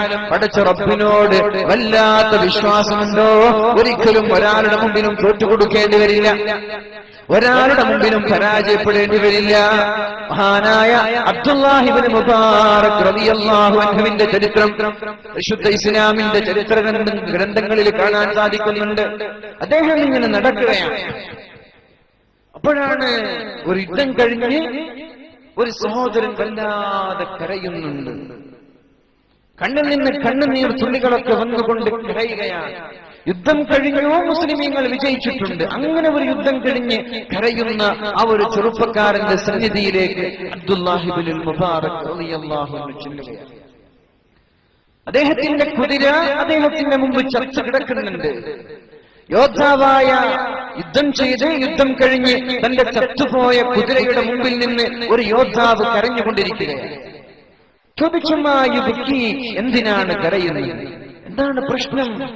എന്തിനാണ് കരയുന്നത് എന്ന് മഹാനായ അബ്ദുല്ലാഹി ഇബ്നുൽ മുബാറക് റളിയല്ലാഹു അൻഹു ആ ഒരു യോദ്ധാവിനോട് ചോദിച്ചു. അദ്ദേഹം പറഞ്ഞു, ഫഖത്തു ഖൈലി, എന്റെ കുതിര മരിച്ചുപോയി. ഞാൻ യുദ്ധം ചെയ്യുന്ന ഈ ഒരു പടക്കുതിര അത് ചത്തുപോയി. അതിന്റെ വിഷമം എനിക്ക് സഹിക്കാൻ പറ്റുന്നില്ല. അങ്ങനെയുണ്ടല്ലോ നാട്ടില്, അല്ലെ? പൂച്ചകളൊക്കെ വളർത്തുന്ന ആളുകളില്ലേ? പൂച്ചകൾ വലിയ വലിയ വിലകളൊക്കെ നൽകി, 10,000 നൽകി വലിയ വലിയ ഇംഗ്ലീഷ് പൂച്ചകളെ കൊണ്ടുവരിക, എന്നിട്ട് വളർത്തുക. ഭക്ഷണം മരിച്ചുപോയ പിന്നെ 2 ദിവസം ഭക്ഷണമില്ല, വെള്ളമില്ല. അങ്ങനെയൊക്കെ മൃഗങ്ങളെ സ്നേഹിക്കുന്ന ആളുകളുണ്ട്. പക്ഷികളെ, പ്രാവുകളൊക്കെ സ്നേഹിക്കുന്ന ആളുകൾ. അദ്ദേഹം തന്റെ കുതിര അതൊരു വാഹനമാണ്, അല്ലെ? വാഹനം നമുക്ക് ഏറ്റവും വിഷമം വരുന്നത് എപ്പോഴാണ്? നമ്മുടെ വാഹനം എവിടെയെങ്കിലും കൊണ്ടുപോയി ഇടിച്ചാൽ, അല്ലെങ്കിൽ വാഹനത്തിൽ ചെറിയൊരു സ്ക്രാച്ച് വന്നാൽ, ഒന്ന് പെയിന്റിന് ഇഷ്ടപ്പെട്ടാൽ, അല്ലെങ്കിൽ എന്തെങ്കിലും ഒരു അപകടം നമ്മുടെ വാഹനത്തിന് വരുമ്പോ വല്ലാത്ത ടെൻഷനാണ്. അതേപോലെ ഒരു വാഹനമാണ് ഇദ്ദേഹത്തിന്റെ കയ്യിലുള്ളത്. ആ വാഹനം ചത്തുപോയതിൽ വിഷമിച്ചിരിക്കുകയാണ്. അപ്പോഴാണ് ചോദിക്കുന്നത്, മായുബുക്കി, എന്തിനാണ് കരയുന്നത്? അദ്ദേഹം പറഞ്ഞു, എന്റെ കുതിര മരിച്ചുപോയി. അബ്ദുല്ലാഹി ഇബ്നു മുബാറക് റളിയല്ലാഹു അൻഹു പറഞ്ഞു, ഹൽ തബിഉനി ഇയാഹാ, ചത്തുപോയ കുതിരയെ എനിക്ക് തരാൻ തയ്യാറുണ്ടോ? ചത്തുപോയ കുതിര ഓർമ്മയുണ്ടല്ലോ നിങ്ങൾക്കൊക്കെ ഒരു ഹദീസ്. സഹാബാക്കളും റസൂലുള്ളാഹി തങ്ങളും ഒരു വഴിയിലൂടെ നടന്നു പോകുമ്പോ ചത്തുപോയ ദുർഗന്ധം വമിക്കുന്ന ചെവിയില്ലാത്ത ഒരു ആട്ടിൻകുട്ടിയെ പിടിച്ചുകൊണ്ട് ചോദിച്ചു, ആർക്കാണ് ഈ ആട്ടിൻകുട്ടിയെ വേണ്ടത്? അവർ പറഞ്ഞു, ആർക്കും വേണ്ട നബിയെ. 1 ദിർഹമിന് ഞാൻ വിൽക്കട്ടെ, നിങ്ങൾ വാങ്ങോ? എനിക്ക് വേണ്ട, ആർക്കും വേണ്ട നബിയെ. അത് ചത്തതാണ്, ദുർഗന്ധം വമിക്കുന്നുണ്ട്. എല്ലാത്തിനുമുപരി അതിന് ചെവിയില്ലല്ലോ. ചെവിയില്ലാത്ത ഒട്ടകം ജീവിച്ചിരിക്കെ തന്നെ ആരും വാങ്ങാറില്ല. പിന്നെ ഇല്ല നബിയെ, ചത്താൻ. അപ്പോഴാണ് നബി തങ്ങൾ പറഞ്ഞത്, ഈ ആടിന് നിങ്ങൾക്ക് വിലയില്ലല്ലേ? ഈ ഒരു വിലയെ ദുനിയാവിനുള്ളൂ. ഈ ഒരു വിലയെ അല്ലാഹുവിന്റെ അടുത്ത് ദുനിയാവിനുള്ളൂ. ഈ ആടിന് നിങ്ങൾ എത്ര സ്ഥാനം കൊടുത്തു, അത്ര സ്ഥാനമേ ദുനിയാവിന് കൊടുക്കാൻ പാടുള്ളൂ. ദുനിയാവിന് വേണ്ടി ചിന്തിക്കാൻ പാടില്ല. രാവിലെ എണീറ്റ പിന്നെ ചിന്ത പൈസ ഉണ്ടാക്കണം, അല്ലെ? എങ്ങനെങ്കിലും പൈസ ഉണ്ടാക്കണം. ഓസിക്ക് വേണം, കുറുക്ക് വഴി വേണം, അതിനു വേണ്ടി കഠിനാധ്വാനം ചെയ്യാം. അധ്വാനിക്കൂല, കുറുക്ക് വഴിയിലൂടെ ഭീമാകാരമായ സമ്പത്ത് നമ്മൾക്ക് വേണം. അതിനുവേണ്ടി ചെറുപ്പക്കാർ ഇറങ്ങി പുറപ്പെട്ടിരിക്കുക, എന്നിട്ട് ദൂർത്തടിച്ച് നടക്കുക. അല്ലാഹു നമ്മൾക്ക് ബോധം നൽകട്ടെ. ചെറുപ്പക്കാരാ, ഞാൻ പറയാ, ഹറാമിൽ നിന്ന് ദയവ് ചെയ്ത് ഒരു തുണ്ട് കാശ് പോലും നമ്മൾ അധ്വാനിച്ചുണ്ടാക്കരുത്. കുല്ലു ലഹ്മിൻ നബത മിൻ ഹറാമിൻ ഫന്നാറു ഔലാ ബിഹി. ഹറാമിൽ നിന്ന് നറിഷ്മെന്റ് ലഭിച്ച, ഹറാമിൽ നിന്ന് പോഷണം ചിന്തിച്ച എല്ലാ ശരീരവും അത് പോകേണ്ടത് നരകത്തിലേക്കാണ് നമുക്ക് റസൂലുള്ളാഹി സ്വല്ലല്ലാഹു അലൈഹി വസല്ലം. എന്നിട്ട് നമ്മൾ നമ്മുടെ മക്കൾക്ക് നൽകുക, നമ്മുടെ ഭാര്യയ്ക്ക് നൽകുക. എന്നിട്ട് ഭാര്യയും മക്കളും കുടുംബസമേതം നരകത്തിലേക്ക് പോവേണ്ട ദാരുണമായ ഒരവസ്ഥ നമ്മൾ ഉണ്ടാക്കാൻ പാടില്ല. ഏതായാലും മഹാനായ അബ്ദുല്ലാഹി ഇബ്നുൽ മുബാറക് റളിയല്ലാഹു അൻഹു ചോദിച്ചു, ഹൽ തബിഉനി ഇയാഹാ, ഈ ചത്തുപോയ കുതിരയെ എനിക്ക് തരാൻ നിങ്ങൾ തയ്യാറുണ്ടോ? എനിക്ക് വിൽക്കുമോ? ഞാൻ പൈസ തരാം. ഫതഅജ്ജബ الرجل, ചെറുപ്പക്കാരന് അത്ഭുതം തോന്നി. ചത്തുപോയ കുതിരയെ വാങ്ങുകയാണോ? ഒരു പഴയ കാറാണ് സങ്കല്പിച്ചേക്ക്. ആ കാർ ഒരിക്കലും ഓടാൻ പറ്റൂല, ഇഞ്ചിനൊക്കെ കേടായി കിടക്കുകയാണ്. അതൊരിക്കലും നന്നാവുന്നൊരു പ്രതീക്ഷയില്ല. അങ്ങനെ ഒരു കാറ് ഞാനൊരു 10 ലക്ഷം തരാൻ എനിക്ക് തരുമോ? അങ്ങനെ ചോദിച്ചാൽ എന്താ, നിങ്ങൾ അത്ഭുതപ്പെടൂലേ? അതേപോലെ അത്ഭുതപ്പെടുകയാണ്. ചത്തുപോയ കുതിരയെ വാങ്ങുകയോ? മഹാനായ അബ്ദുല്ലാഹി ഇബ്നു മുബാറക്കിനോട് അയാൾ പറഞ്ഞു, ഇന്നഹാ മൈത, അത് ചത്തുപോയ കുതിരയാണ്. അപ്പോഴാണ് അയാൾ പറഞ്ഞത്, അബ്ദുല്ലാഹി ഇബ്നുൽ മുബാറക് പറഞ്ഞത്, അത് ജീവിച്ചിരിക്കുമ്പോൾ എത്ര വിലയുണ്ടായിരുന്നു അതിന്. ഷോറൂമിൽ നിന്നൊരു വണ്ടി ഇറക്കി 2 ദിവസമായാൽ 5 ലക്ഷത്തിന്റെ വണ്ടിക്ക് 2 ലക്ഷം കുറഞ്ഞല്ലോ, സെക്കൻഡ് ഹാൻഡ് ആയി മാറി. ചത്തിട്ടില്ല, നല്ല വണ്ടിയാണ്, ആകെ ഓടിയത് 1000 കിലോമീറ്റർ. പക്ഷേ 2 ദിവസം 2 മാസമാകുമ്പോഴേക്കും 5 ലക്ഷം കൊടുത്ത് വാങ്ങിച്ച വണ്ടിക്ക് 3 ലക്ഷമായി കുറയുകയാണ്. പക്ഷേ ഇത് ചത്തുപോയ കുതിരയാണ്. ഇത് ജീവിച്ചിരിക്കുമ്പോ എത്ര വിലയുണ്ടായിരുന്നു ഇതിന്. അദ്ദേഹം പറഞ്ഞു 4000 ദിർഹം വിലയുള്ള കുതിരയാണിത്.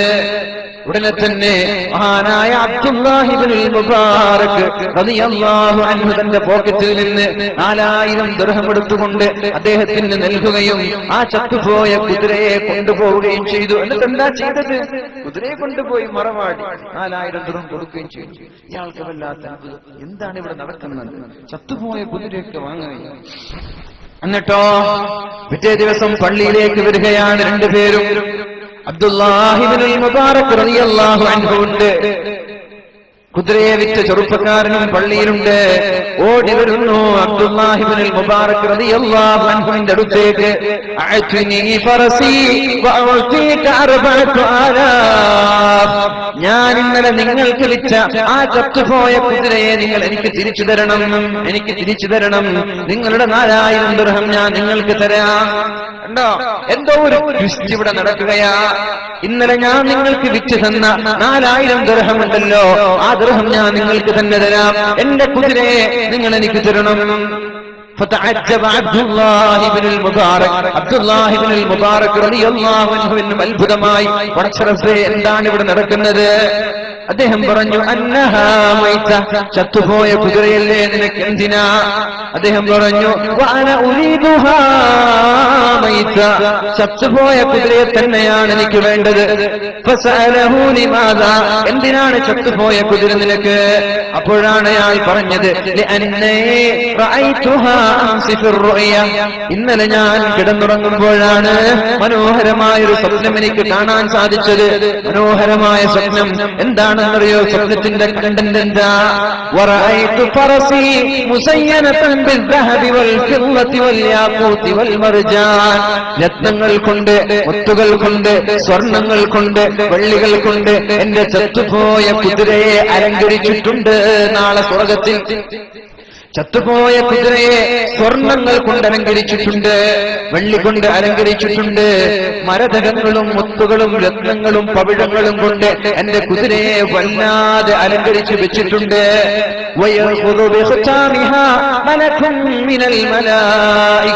ഒരു മലക്കതിന്റെ കടിഞ്ഞാണ് പിടിച്ചുകൊണ്ടിങ്ങനെ നടക്കുന്നുണ്ട്.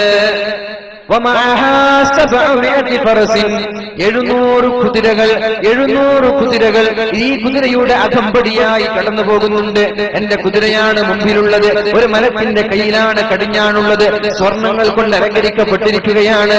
700 കുതിരകൾ ബ്ലാക്ക് കാറ്റുകളായി, പ്രൊട്ടക്ഷനായി എന്റെ കുതിരയുടെ ചുറ്റും ഇങ്ങനെ നടന്നു പോകുന്നുണ്ട്. എനിക്ക് സന്തോഷമായി. എന്റെ കുതിരയാണല്ലോ ആ കുതിര. ഞാൻ ഓടിച്ചെന്നു, കുതിരയുടെ കടിഞ്ഞാൻ പിടിക്കാൻ വേണ്ടി ഞാൻ ഓടിച്ചെന്നു. എന്നെ അവിടെ നിന്ന് ആട്ടിവിട്ടോ, നിന്റെ കുതിരയല്ല. എന്നെ അവിടെ നിന്ന് ആട്ടിവിട്ടോ, നിന്റെ കുതിരയല്ല. ആ മലക്ക് എന്നെ ഓടിച്ചു വിട്ടോ. എന്നിട്ട് മലക്ക് പറഞ്ഞു, ഇന്നലെ വരെ നിന്റെ കുതിരയായിരുന്നു, പക്ഷേ ഇന്നലേക്കും അത് അബ്ദുല്ലാഹി ഇബ്നുൽ മുബാറക് റളിയല്ലാഹു അൻഹുവിന്റെ കുതിരയായി മാറി. എന്തേ കാരണമെന്നറിയോ? പരിശുദ്ധ റസൂലുള്ളാഹി സ്വല്ലല്ലാഹു അലൈഹി വസല്ലം പറഞ്ഞിട്ടുണ്ട്, മാ മിൻ അബ്ദിൻ ലഹു ഫറസുൻ യുജാഹിദു ബിഹി ഫീ സബീലില്ലാഹ്, അല്ലാഹുവിന്റെ മാർഗ്ഗത്തിൽ യുദ്ധം ചെയ്യുന്ന ഒരു കുതിര ഇല്ലാ ജാഅ യൗമുൽ ഖിയാമ, ഖിയാമത്ത് നാളിൽ വരുന്നത് എങ്ങനെയെന്നറിയോ? 700ഓളം കുതിരകളുടെ അകമ്പടിയോടെയാണ് അങ്ങനെയുള്ള കുതിരകൾ വരുന്നത് എന്ന് അല്ലാഹുവിന്റെ ഹബീബിന്റെ ഹദീസ് കേട്ടതുകൊണ്ടാണ് മഹാനായ അബ്ദുല്ലാഹി ഇബ്നുൽ മുബാറക് റളിയല്ലാഹു അൻഹു വാങ്ങിച്ചത്. എന്തിനാണ് ഞാൻ ഈ ചരിത്രം പറഞ്ഞതെന്നറിയോ? എന്തിനാണ് ഈ ചരിത്രം പറഞ്ഞതെന്നറിയോ? ഒരു കുതിരയ്ക്ക് അല്ലാഹുവിന്റെ മാർഗത്തിൽ ചെലവഴിച്ച ഒരു കുതിരയ്ക്ക് ഇത്രയും പ്രൊട്ടക്ഷനും ഇത്രയും സ്വീകാര്യതയും അല്ലാഹുവിന്റെ സ്വർഗലോകത്ത് ലഭിക്കുന്നുവെങ്കിൽ നമ്മുടെ മക്കളെ നമ്മൾ സ്വാലിഹാക്കി വളർത്തിയാൽ, ദീനീബോധത്തോടെ വളർത്തിയാൽ, അള്ളാഹുവിന്റെ വഴിയെ വളർത്തിയാൽ, ആ മക്കളെ കൊണ്ട് നമ്മൾക്കുണ്ടാകുന്ന നേട്ടം നിങ്ങളോട് ഞാൻ പറഞ്ഞറിയിക്കണോ? അതുകൊണ്ട് മക്കൾക്കൊരു തുള്ളി വെള്ളം കൊടുത്താൽ ഹൗലുൽ കൗസറിൽ നിന്ന് അള്ളാഹു നാളെ കുടിപ്പിക്കുമെന്ന് മുത്ത് റസൂലുള്ളാഹ്. മൻ സഖാ വലദൻ ലഹു ശുർബ സമാ. ഏതെങ്കിലും ഒരു കുട്ടിക്ക് ഒരു തുള്ളി വെള്ളം, ഒരു മുറുക്ക് വെള്ളം മക്കൾക്ക് നൽകിയാൽ നാളെ മഹ്ശറയിലേക്ക് ചെല്ലുമ്പോ, എല്ലാവരും ദാഹിച്ചു കിടക്കുമ്പോ, അർശിന്റെ തണലിന് വേണ്ടി കാത്തിരിക്കുമ്പോ, ഹൗലുൽ കൗസറിൽ നിന്ന് ആ ഉപ്പമാർക്ക് അള്ളാഹു ഭക്ഷണം നൽകുമെന്ന്, അള്ളാഹു ഹൗലുൽ കൗസറിൽ നിന്ന് കുടിപ്പിക്കുമെന്ന് പരിശുദ്ധ റസൂലുള്ളാഹി സ്വല്ലല്ലാഹു അലൈഹി വസല്ലം. കൂലിയുള്ള കാര്യമല്ലേ ഇത്? പ്രതിഫലമുള്ള കാര്യമല്ലേ ഇത്? ഭാര്യയുടെ വായയിലേക്ക് വെച്ചു കൊടുക്കുന്ന ഉരുള, മകന്റെ വായയിലേക്ക് വെച്ചു കൊടുക്കുന്ന ഉരുളകൾ, അതൊക്കെ സ്വതക്കയാണ്. അതിനൊക്കെ പ്രതിഫലമുണ്ട് എന്നും പരിശുദ്ധ റസൂലുള്ളാഹി സ്വല്ലല്ലാഹു അലൈഹി വസല്ലം. എങ്ങനെയാണ് നമ്മുടെ മക്കളെ നാളെ അർശിന്റെ തണൽ വാങ്ങിച്ചു തരാൻ യോഗ്യരായ, പ്രാപ്തരായ മക്കളാക്കാൻ പറ്റുന്നത്? അദ്ദിബൂ ഔലാദകും അലാ സലാസതി ഖിസാൽ. നിങ്ങൾ നിങ്ങളുടെ മക്കളെ 3 കാര്യം പഠിപ്പിക്കണമെന്ന് മുത്ത് റസൂലുള്ളാഹി സ്വല്ലല്ലാഹു അലൈഹി വസല്ലം പഠിപ്പിക്കുകയാണ്. 3 കാര്യം പഠിപ്പിക്കണം. എന്തൊക്കെ ഇത് നമ്മൾ ആലോചിക്കും, നമ്മുടെ മക്കളെ പഠിപ്പിച്ചിട്ടുണ്ടോ എന്ന്. നബിയെ സ്നേഹിക്കാൻ പഠിപ്പിക്കണം. അഹ്ലുൽ ബൈത്തിലെ തങ്ങന്മാരെ, സാദാത്തുക്കളെ സ്നേഹിക്കാൻ പഠിപ്പിക്കണം.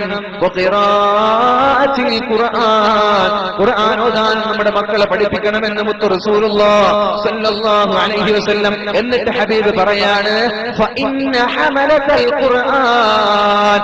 ആരാണോ ഹാഫിളീങ്ങളാകുന്നത്, ആരാണോ ഖുർആൻ പണ്ഡിതന്മാരാകുന്നത്, ആരാണോ ഖുർആൻ മനഃപ്പാഠമാക്കുന്നത്, അല്ലാഹുവിന്റെ തണലിലാണ്. കേൾക്കണം ഉപ്പമാരെ, കേൾക്കണം ഉമ്മമാരെ. ഭൗതികതയുടെ പിന്നാലെ നമ്മുടെ മക്കളെ പഠിപ്പിക്കുമ്പോ ലക്ഷങ്ങൾ നൽകി, 10,000 നൽകി മാസാമാസവും ഇംഗ്ലീഷ് മീഡിയങ്ങളിലേക്ക് അയക്കുമ്പോ ഒന്ന് ഖുർആൻ പഠിക്കാൻ, ഒന്ന് ഖുർആൻ പഠിപ്പിക്കാൻ നമ്മുടെ മക്കളെ നമ്മൾ തയ്യാറായിട്ടുണ്ടോ, തയ്യാറാക്കിയിട്ടുണ്ടോ? ഇന്നലെ SI പറഞ്ഞൊരു സംഭവം ഞാൻ നിങ്ങളോട് പറഞ്ഞു തരട്ടെ.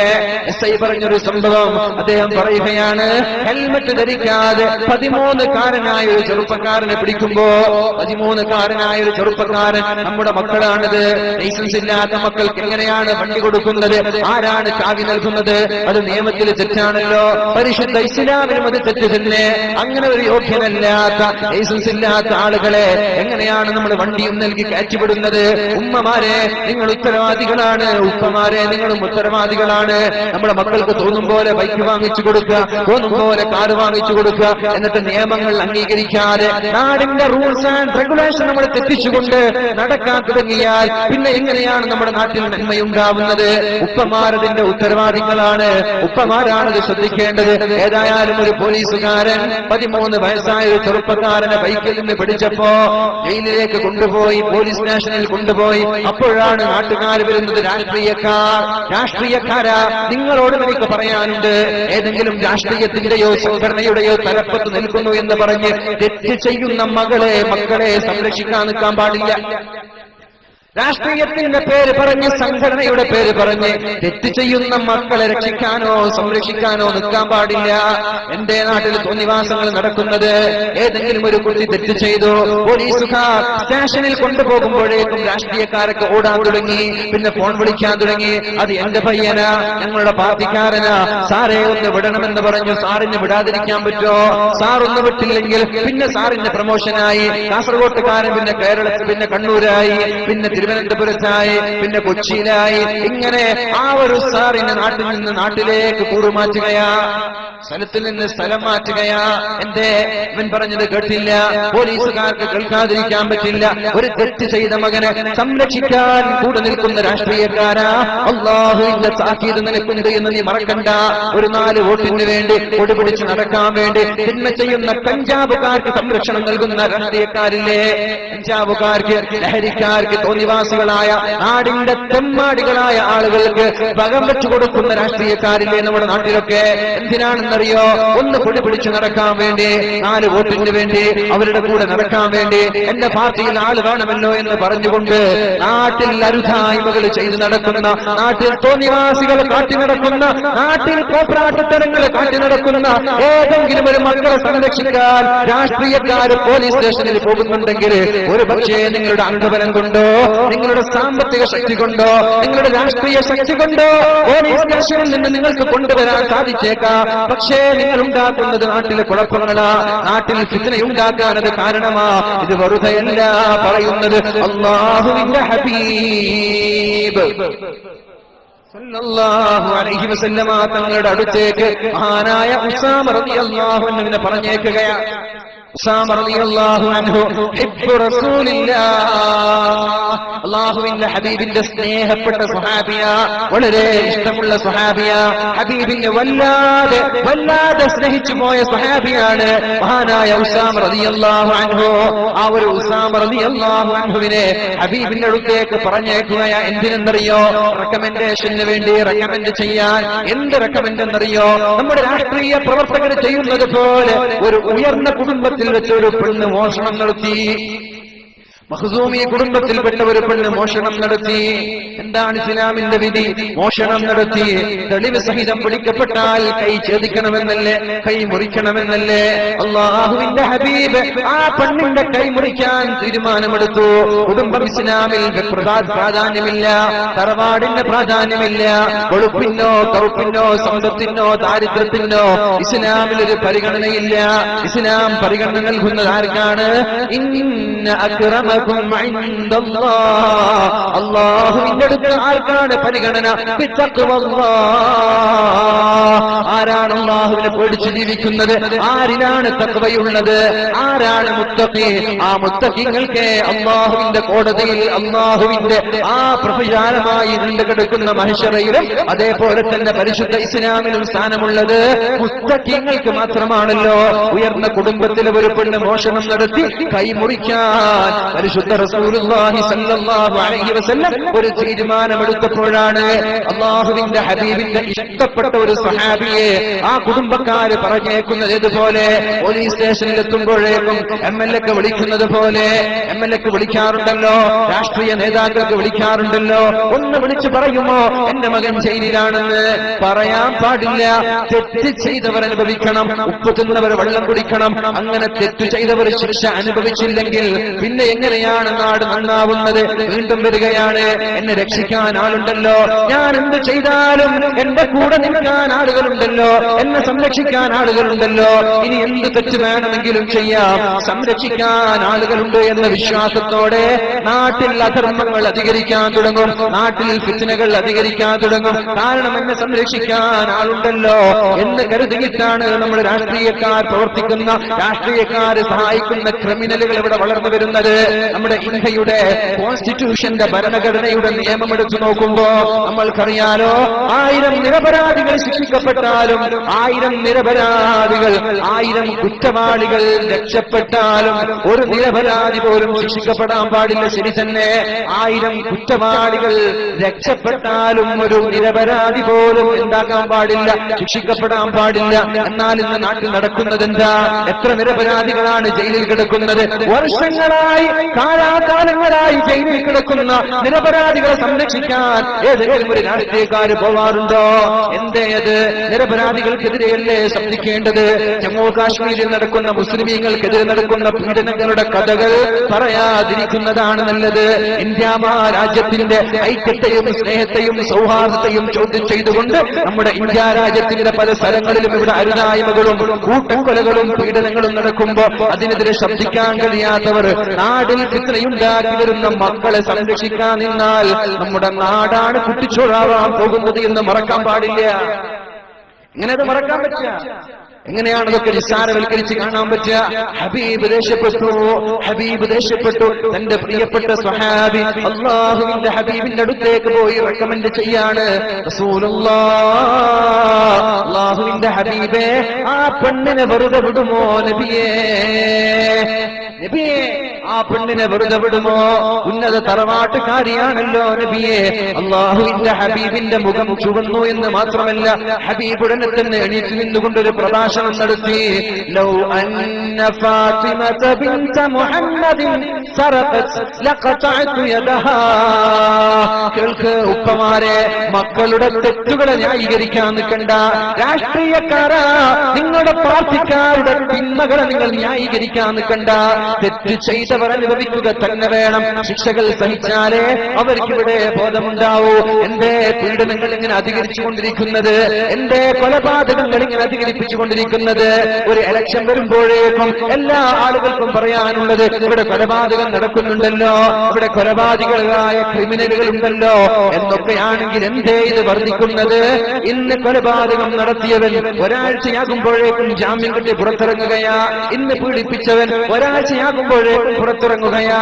എന്നിട്ട് ഏതെങ്കിലും ഒരു പീഡനം നടക്കുമ്പോ നാട്ടുകാരും ജസ്റ്റിസും നിയമകർത്താക്കളൊക്കെ പറയാ, ഇങ്ങനെ പീഡിപ്പിച്ച ആളെ കൊന്നുകളയണമെന്ന്, പീഡിപ്പിച്ച ആളെ കൊല്ലണമെന്ന്. അതൊന്നുമില്ല നിയമം.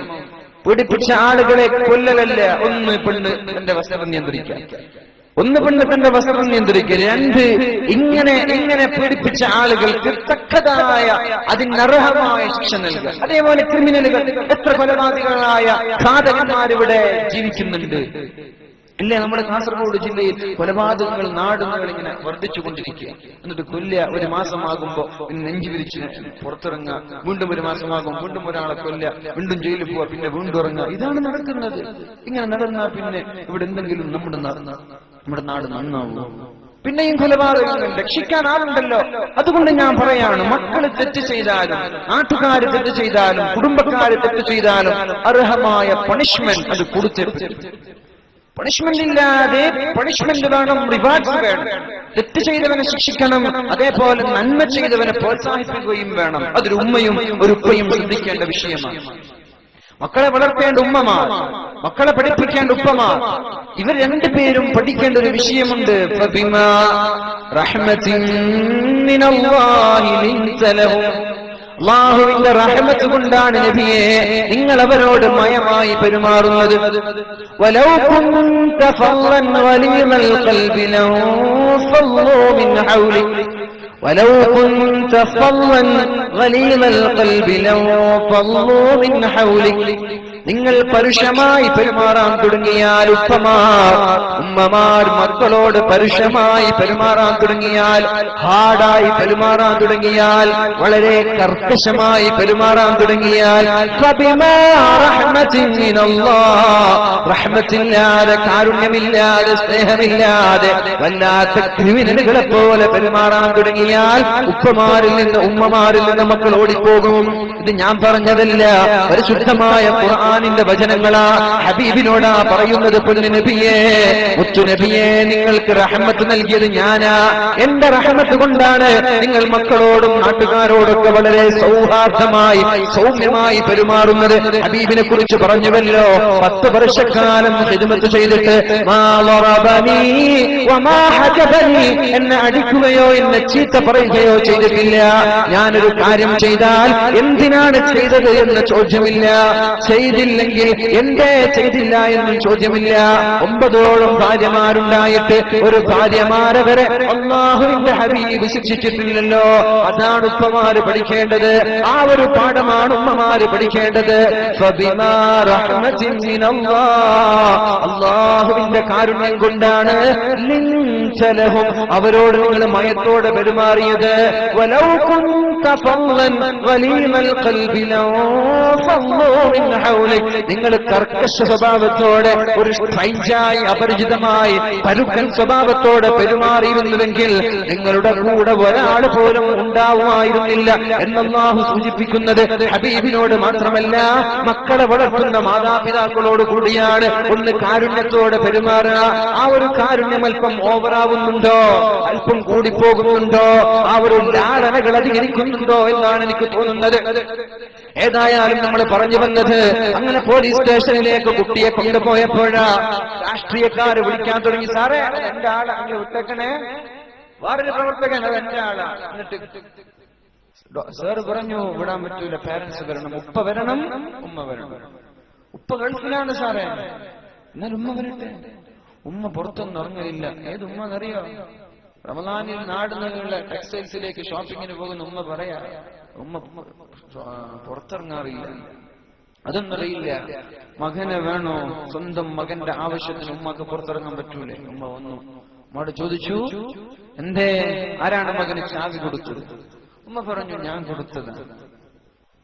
നിങ്ങൾക്കറിയില്ലേ ലൈസൻസ് ഇല്ലാതെ കുട്ടിക്ക് വണ്ടി കൊടുക്കാൻ പാടില്ലെന്ന്? ഉമ്മ പറഞ്ഞു, എന്ത് ചെയ്യാനാ സാറേ, ഞാനൊരു കാര്യത്തിൽ ദേഷ്യപ്പെട്ടതിന്റെ ക്ഷീണം എനിക്ക് ഇതുവരെ തീർന്നിട്ടില്ല.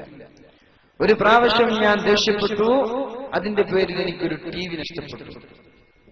ഇനിയിപ്പോ രണ്ടാമത് ദേഷ്യപ്പെട്ടാൽ അടുത്തത് നഷ്ടപ്പെടുന്നത് എന്റെ ഫ്രിഡ്ജായിരിക്കും. പിന്നെയും ദേഷ്യപ്പെട്ടാൽ എന്റെ വീട്ടിൽ ഒരു വസ്തു പോലും ബാക്കിയുണ്ടാവില്ല. പിന്നെ അത്യാവശ്യം ഹൈറ്റുമൈറ്റൊക്കെ ഉള്ള മകനാണ്, ഞാൻ ഒറ്റയ്ക്കാണ്, എന്റെ ഭർത്താവ് ഗൾഫിലാണ്, എന്നെ അടിക്കുമോ എന്ന് എനിക്ക് പേടി തോന്നാണ്. അതുകൊണ്ട് ഞാനൊന്നും മിണ്ടാറില്ല, അവന് ഇഷ്ടം പോലെ ജീവിച്ചോട്ടെ. ഗൾഫ് നമ്മൾക്ക് ഉപകാരം നൽകിയിട്ടുണ്ട്, ഇല്ല എന്ന് പറയാൻ പറ്റൂല. പക്ഷേ ഉപകാരത്തെക്കാളേറെ ഉപദ്രവം ചെയ്തിട്ടുണ്ടോ എന്ന് എനിക്ക് സംശയിക്കുന്നു. ഞാൻ മക്കൾ വീട്ടിൽ കയറാത്തതും, പുറത്തിറങ്ങി രാത്രി 2 മണിയോളം ബസ് സ്റ്റാൻഡിൽ ഇരിക്കുന്നതും, രാത്രി 2 മണിയായിട്ടും ഉറങ്ങാൻ വീട്ടിലേക്ക് എത്താതിരിക്കുന്നതുമൊക്കെ വീട്ടിൽ ഉപ്പയില്ല എന്ന കാരണത്താലാണ്. ചെറുപ്പത്തിൽ ഉപ്പമാർ വളരെ കൃത്യമായി കണിശമായി പെരുമാറുമ്പോ ഒരു പക്ഷേ ദേഷ്യവും ആ ഒരു ചൊടിയൊക്കെ വന്നേക്കാം. പക്ഷേ പിന്നെ അത് ഹൈറാണ്. ഏതായാലും ഉപ്പമാര് വീട്ടിലില്ലാത്തതിന്റെ പേരിൽ ഉമ്മമാരെ ആർക്കാ പേടി? ഉമ്മമാർ ആർക്കാണ് ഇവിടെ പേടി? ഉമ്മ 2 വട്ടം ദേഷ്യപ്പെടും, ഉമ്മയോട് തിരിച്ചു ദേഷ്യപ്പെട്ടാൽ പിന്നെ ഉമ്മ അവിടെ അടങ്ങി, പിന്നെ ഉമ്മ കരയാൻ തുടങ്ങും. ഉമ്മക്ക് കരയാൻ വേറെന്തെങ്കിലും ചെയ്യാൻ പറ്റും. ഇതാണ് ഇവിടെ നമ്മുടെ നാട്ടിൽ നടക്കുന്നത്. ഗൾഫിൽ പോകുന്നു, നിയന്ത്രിക്കാൻ ആളുകളില്ല, ഇടയന്മാരില്ലാത്ത ആട് പോലെ അലക്ഷ്യമായി നടക്കുകയാണ്. അതിൽ കുറെ ചങ്ങാതിമാരെ കിട്ടുന്നു, ചങ്ങാതിമാരുടെ കൂടെ പോകുന്നു. ഇതാണ് നമ്മുടെ നാട്ടിൽ നടക്കുന്നത്. ഉമ്മയോട് പറഞ്ഞു, ഇങ്ങനെയൊക്കെയാണ് സംഭവിക്കുന്നത്, രക്ഷപ്പെടാൻ വഴിയില്ല. അപ്പൊ നമ്മൾ എന്ത് വേണം? ഉപ്പമാരില്ലെങ്കിൽ അളാപ്പമാരുടെ ഉത്തരവാദിത്തമാണ് ജ്യേഷ്ഠന്റെ മക്കൾ നോക്കേണ്ടത്. മുച്ചാപ്പമാരുടെ ഉത്തരവാദിത്തം. ജ്യേഷ്ഠന്മാർ ശ്രദ്ധിക്കണം, മനുഷ്യന്മാരെ. കുടുംബക്കാര് മൊത്തം ഉപ്പയില്ലാത്ത ഉപ്പ ഗൾഫിലുള്ളവരെയൊക്കെ ശ്രദ്ധിക്കേണ്ടത് ഇവരുടെയൊക്കെ ബാധ്യതയാണ്. ഏതായാലും നമ്മൾ പറഞ്ഞു വന്നത്, അല്ലാഹുവിന്റെ ഹബീബായ റസൂലുള്ളാഹി സ്വല്ലല്ലാഹു അലൈഹി വസല്ലം പറഞ്ഞു, അർശിന്റെ തണൽ തരുന്ന മക്കളാരാ? ഈ മക്കളെ കൊണ്ടൊന്നും ഒരു നേട്ടം ഉണ്ടാവില്ല, ഈ മക്കളെ കൊണ്ടൊരു ഉപകാരം ഉണ്ടാവൂല.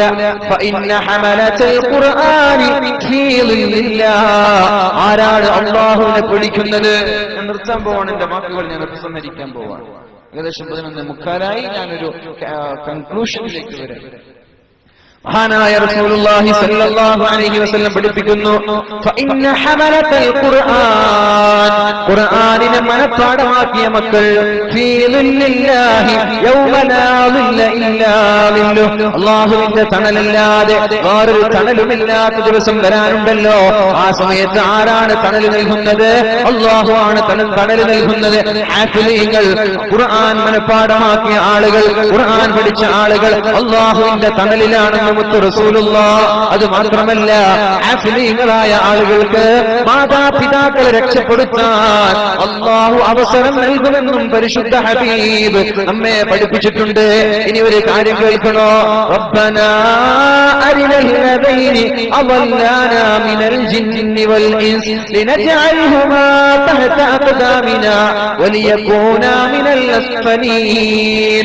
കേൾക്കണം ഉമ്മമാർ, കേൾക്കണം നമ്മുടെ ഉപ്പമാർ. ദീനീ വിദ്യാഭ്യാസം നൽകാതെ ഭൗതികതയുടെ പിന്നാലെ പോകുന്ന ഉപ്പമാർ, ഭൗതികതയുടെ പിന്നാലെ പോകുന്ന ഉമ്മമാർ. മക്കളെ മദ്രസയിൽ ചേർത്തിട്ടുണ്ടോ? ചേർത്തിട്ടുണ്ട്, പക്ഷെ പഠിച്ചിട്ടില്ല. ഉസ്താദുമാരടിക്കാൻ പറ്റൂല, ഉസ്താദുമാരൊന്ന് കണ്ണുരുട്ടാൻ പറ്റൂല, ഉസ്താദുമാരൊന്ന് പേടിപ്പിക്കാൻ പറ്റൂല. നമ്മുടെ മക്കളുടെ ഹെയർ സ്റ്റൈലിന്റെ കഥ പറയണോ? ഹെയർ സ്റ്റൈലിന്റെ കഥകൾ ഞാൻ നിങ്ങളോട് പറഞ്ഞു തരണോ? എന്താണ് കഥ? ഒരു സ്ഥലത്തേക്ക് വാലിന് പോയപ്പോ അവിടെയുള്ള സ്വദുസ്താദ് പേഴ്സണലായി വിളിച്ചുകൊണ്ട് പറയാണ്, ഉസ്താദേ, മുടിയെ കുറിച്ച് നിങ്ങൾ പറയണം. മുടിയെ കുറിച്ച് പറയണം ഉസ്താദേ. ഞാൻ ചോദിച്ചു, നിങ്ങൾ പറഞ്ഞാൽ പോരെ? ഞാൻ എത്ര വട്ടമാണ് പറയേണ്ടത്? ഞാൻ ഭീഷണിപ്പെടുത്തി. എന്നിട്ട് വീട്ടിലേക്ക് പറഞ്ഞയച്ചിട്ട് ഉമ്മമാർ സ്വന്തം മക്കളുടെ തലയിലുള്ള മുടികൾ നിയന്ത്രിക്കാൻ ഉമ്മമാർക്കും ഉപ്പമാർക്കും പറ്റുന്നില്ല. പേടിപ്പിച്ചാൽ പിന്നെ എനിക്കെതിരെ തിരിയുകയാണ്. അതുകൊണ്ട് ദയവ് ചെയ്ത് ഉസ്താദ് ഈ ഒരു വിഷയത്തിൽ പറയണമെന്ന് പറഞ്ഞിട്ടുണ്ട്. ഈ അടുത്ത് 2-3 ദിവസം മുമ്പ് ഉമ്മമാർക്ക് മക്കളുടെ മുടി നിയന്ത്രിക്കാൻ പറ്റുന്നില്ല, ഉപ്പമാർക്കും പറ്റുന്നില്ല. തോന്നിയതുപോലെ തോന്നിവാസങ്ങൾ ചെയ്ത് ആളുകൾ കണ്ടാൽ അറക്കുന്ന രീതിയിൽ, കണ്ടാൽ വെറുക്കുന്ന രീതിയിലേക്ക് നമ്മുടെ മക്കളുടെ ഹെയർ സ്റ്റൈല് മാറിപ്പോയി. പാശ്ചാത്യന്റെ നാറുന്ന സംസ്കാരങ്ങളെ പിന്തുടരാൻ തുടങ്ങി. അല്ലാഹുവിന്റെ ഹബീബ് പറഞ്ഞുവല്ലോ, അവസാന കാലഘട്ടം വരുമ്പോ പാശ്ചാത്യന്റെ സംസ്കാരങ്ങളെ പിന്തുടരുന്നവർ വരുമെന്നാണ്. അല്ലാഹു അവരെ ശപിച്ചിട്ടുണ്ട്. അങ്ങനെ പിന്തുടരില്ല. ഹബീബ് അങ്ങനെ പഠിപ്പിച്ചിട്ടില്ലല്ലോ. അല്ലാഹുവിന്റെ ഹബീബിനെ പിൻപറ്റാൻ, മഹാന്മാരായ സ്വഹാബാക്കളെ പിൻപറ്റാൻ. അതാണല്ലോ ലഖദ് കാന ലകും ഫീ റസൂലില്ലാഹ്, അല്ലാഹുവിന്റെ റസൂലിനെയാണല്ലോ നമ്മൾ മാതൃകയാക്കേണ്ടത്. ആരൊക്കെ? ലിമൻ കാന യർജുല്ലാഹ്, അല്ലാഹുവിനെ പ്രതീക്ഷിക്കുന്നവർ, അല്ലാഹുവിന്റെ കൂലി ആഗ്രഹിക്കുന്നവർ. ലിമൻ കാന യർജുല്ലാഹ വൽ യൗമൽ ആഖിർ വദകറല്ലാഹ കസീറാ, അല്ലാഹുവിനെ സ്മരിക്കുന്ന ആളുകൾ, അന്ത്യനാളിൽ വിജയിക്കണമെന്ന് ആഗ്രഹിക്കുന്ന ആളുകൾ പരിശുദ്ധ ഹബീബിനെയാണ് ഫോളോ ചെയ്യേണ്ടത്. ഹബീബിന്റെ സദസ്സിലേക്ക് ക്രോപ്പ് ചെയ്തുകൊണ്ട് തലയിങ്ങനെ പകുതി ഭാഗം പഠിച്ചുകൊണ്ടൊരു ചെറുപ്പക്കാരൻ വന്നപ്പോ അല്ലാഹുവിന്റെ ഹബീബ് പറഞ്ഞതെന്താ? പൊന്നു മോനെ, മുടിയൊന്ന് ഭംഗിയായി വെട്ടിവ, അപ്പോഴാണ് നിന്നെ കാണാൻ ഭംഗിയുള്ളത്, അപ്പോഴാണ് ഒരു സൗന്ദര്യമുള്ളത്, അപ്പോഴാണ് ഈമാനുള്ളത് എന്ന് പറഞ്ഞപ്പോഴേക്കും സ്വഹാബി ഓടിപ്പോയി. എന്നിട്ട് മുടിയെ ഭംഗിയായി വെട്ടിക്കൊണ്ട് അല്ലാഹുവിന്റെ ഹബീബിന്റെ സദസ്സിലേക്ക് വരികയാ. എന്നാൽ നമ്മുടെ മക്കളുടെ കഥ എന്താ? ഉമ്മമാര് പറഞ്ഞത് കേൾക്കോ, ഉമ്മ നിങ്ങൾ പോയി പണി നോക്കിയേ. ഉപ്പമാര് പറഞ്ഞത് കേൾക്കോ, ഉപ്പാന്റെ ചങ്ങാതിമാരൊക്കെ മുടിവെട്ടുന്നത് ഇങ്ങനെയാ എന്ന് പറഞ്ഞിട്ട് തോന്നിവാസങ്ങൾ ചെയ്ത് ഉസ്താദുമാര് മദ്രസയിൽ നിന്ന് പുറത്താക്കിയാൽ പിന്നെ പ്രശ്നമാ, അധ്യാപകർ സ്കൂളിൽ നിന്ന് പ്രശ്നാക്കിയാൽ പിന്നെയും പ്രശ്നമാ. എന്ത് തെറ്റ് ചെയ്താലും കൂട്ടിന് നിൽക്കാൻ ഉപ്പമാർ, എന്ത് തോന്നിവാസം ചെയ്താലും കൂട്ടിന് നിൽക്കുന്ന ഉമ്മമാർ, എല്ലാ തിന്മകൾക്കും ചങ്ങാതികളെ പോലെ സഹായങ്ങൾ നൽകുന്ന ചങ്ങാതിമാർ, അവർക്ക് താങ്ങും തണലുമായി നിൽക്കുന്ന രാഷ്ട്രീയ പ്രവർത്തകർ, സംഘടനാ നേതാക്കൾ, എല്ലാവരും ഉത്തരവാദികളാണ്. കുല്ലുക്കും റാഇൻ, എല്ലാവരും ഭരണാധികാരികളാണ്. വകുല്ലുക്കും മസ്ഊലുൻ അൻ റഅയ്യതി, എല്ലാവരോടും അവരുടെ ഡ്യൂട്ടിയെ കുറിച്ച് അല്ലാഹു ചോദിക്കും. ഇവിടെ കമ്മിറ്റിക്കാര് ചോദിച്ചില്ലെങ്കിലും നേതാക്കൾ ചോദിച്ചില്ലെങ്കിലും അല്ലാഹു ചോദിക്കും നമ്മുടെ ഡ്യൂട്ടിയെ കുറിച്ച്. അല്ലാഹു ഒരാൾക്കൊരു ഭരണാധികാരം, ഒരു അധികാരം ഏൽപ്പിച്ചാൽ, ഒരു രാഷ്ട്രീയ പാർട്ടിയുടെ നേതാവായാൽ, ഒരു സംഘടനയുടെ തലപ്പത്തെത്തിയാൽ, ഒരു പള്ളിയുടെ ഖതീബായാൽ, ഒരു കമ്മിറ്റിയുടെ തലപ്പത്തെത്തിയാൽ, ഒരു നാടിന്റെ പ്രമാണിയായി മാറിയാൽ, അല്ലാഹു ഒരാൾക്ക് ഭരണം നൽകി, അല്ലാഹു ഒരാൾക്ക് അധികാരം നൽകി. യമൂതു യൗമ യമൂത്, മരിക്കുന്ന സമയത്ത് അയാൾ മരിച്ചുപോയി. തന്റെ പ്രജകളോട്, തന്റെ കൂടെയുള്ള പാർട്ടിക്കാരോട് 4 വോട്ടിന് വേണ്ടി അവൻ ചെയ്യുന്ന തെറ്റുകൾക്ക് കൂടെ നിന്നാൽ, മക്കളുടെ തോന്നിവാസങ്ങൾക്ക് ഉപ്പമാര് കൂടെ നിന്നാൽ, അവനിക്ക് സ്വർഗം ഹറാമാണെന്ന് മുത്ത് റസൂലുള്ളാഹ് സല്ലല്ലാഹു അലൈഹി വസല്ലം. സ്വർഗം നിഷിദ്ധമാ, സ്വർഗത്തിലേക്ക് കടക്കാൻ പറ്റൂല. ആർക്ക്?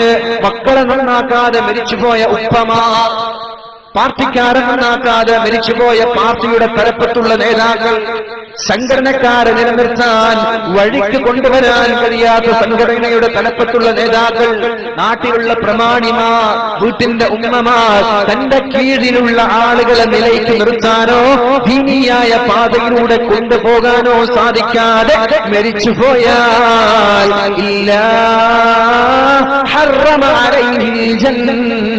അവനിക്ക് സ്വർഗം ഹറാമാ, അവനിക്ക് സ്വർഗം നിഷിദ്ധമാ. സ്വർഗത്തിന്റെ സ്വപ്നം പോലും കാണാൻ പാടില്ലെന്ന് അല്ലാഹുവിന്റെ ഹബീബ് പഠിപ്പിക്കുമ്പോ ഖുർആൻ പറയുന്ന ഒരു വാക്ക് കൂടി ഉണർത്തിക്കൊണ്ട് ഞാൻ നിർത്തുകയാണ്. ربنا أرنا الذين أضلانا من الجن والإنس لنجعلهما تحت أقدامنا وليكونا من الأسفلين ربنا ഞങ്ങളുടെ റബ്ബേ എന്റെ റബ്ബേ നാളെ മഹ്ശറയിൽ നരകത്തിലേക്ക് വലിച്ചു കൊണ്ടുപോകുന്ന മക്കള് പറയാ എന്റെ ഉപ്പയെവിടെ, എന്റെ ഉമ്മയെവിടെ, എന്റെ രാഷ്ട്രീയ നേതാക്കൾ എവിടെ?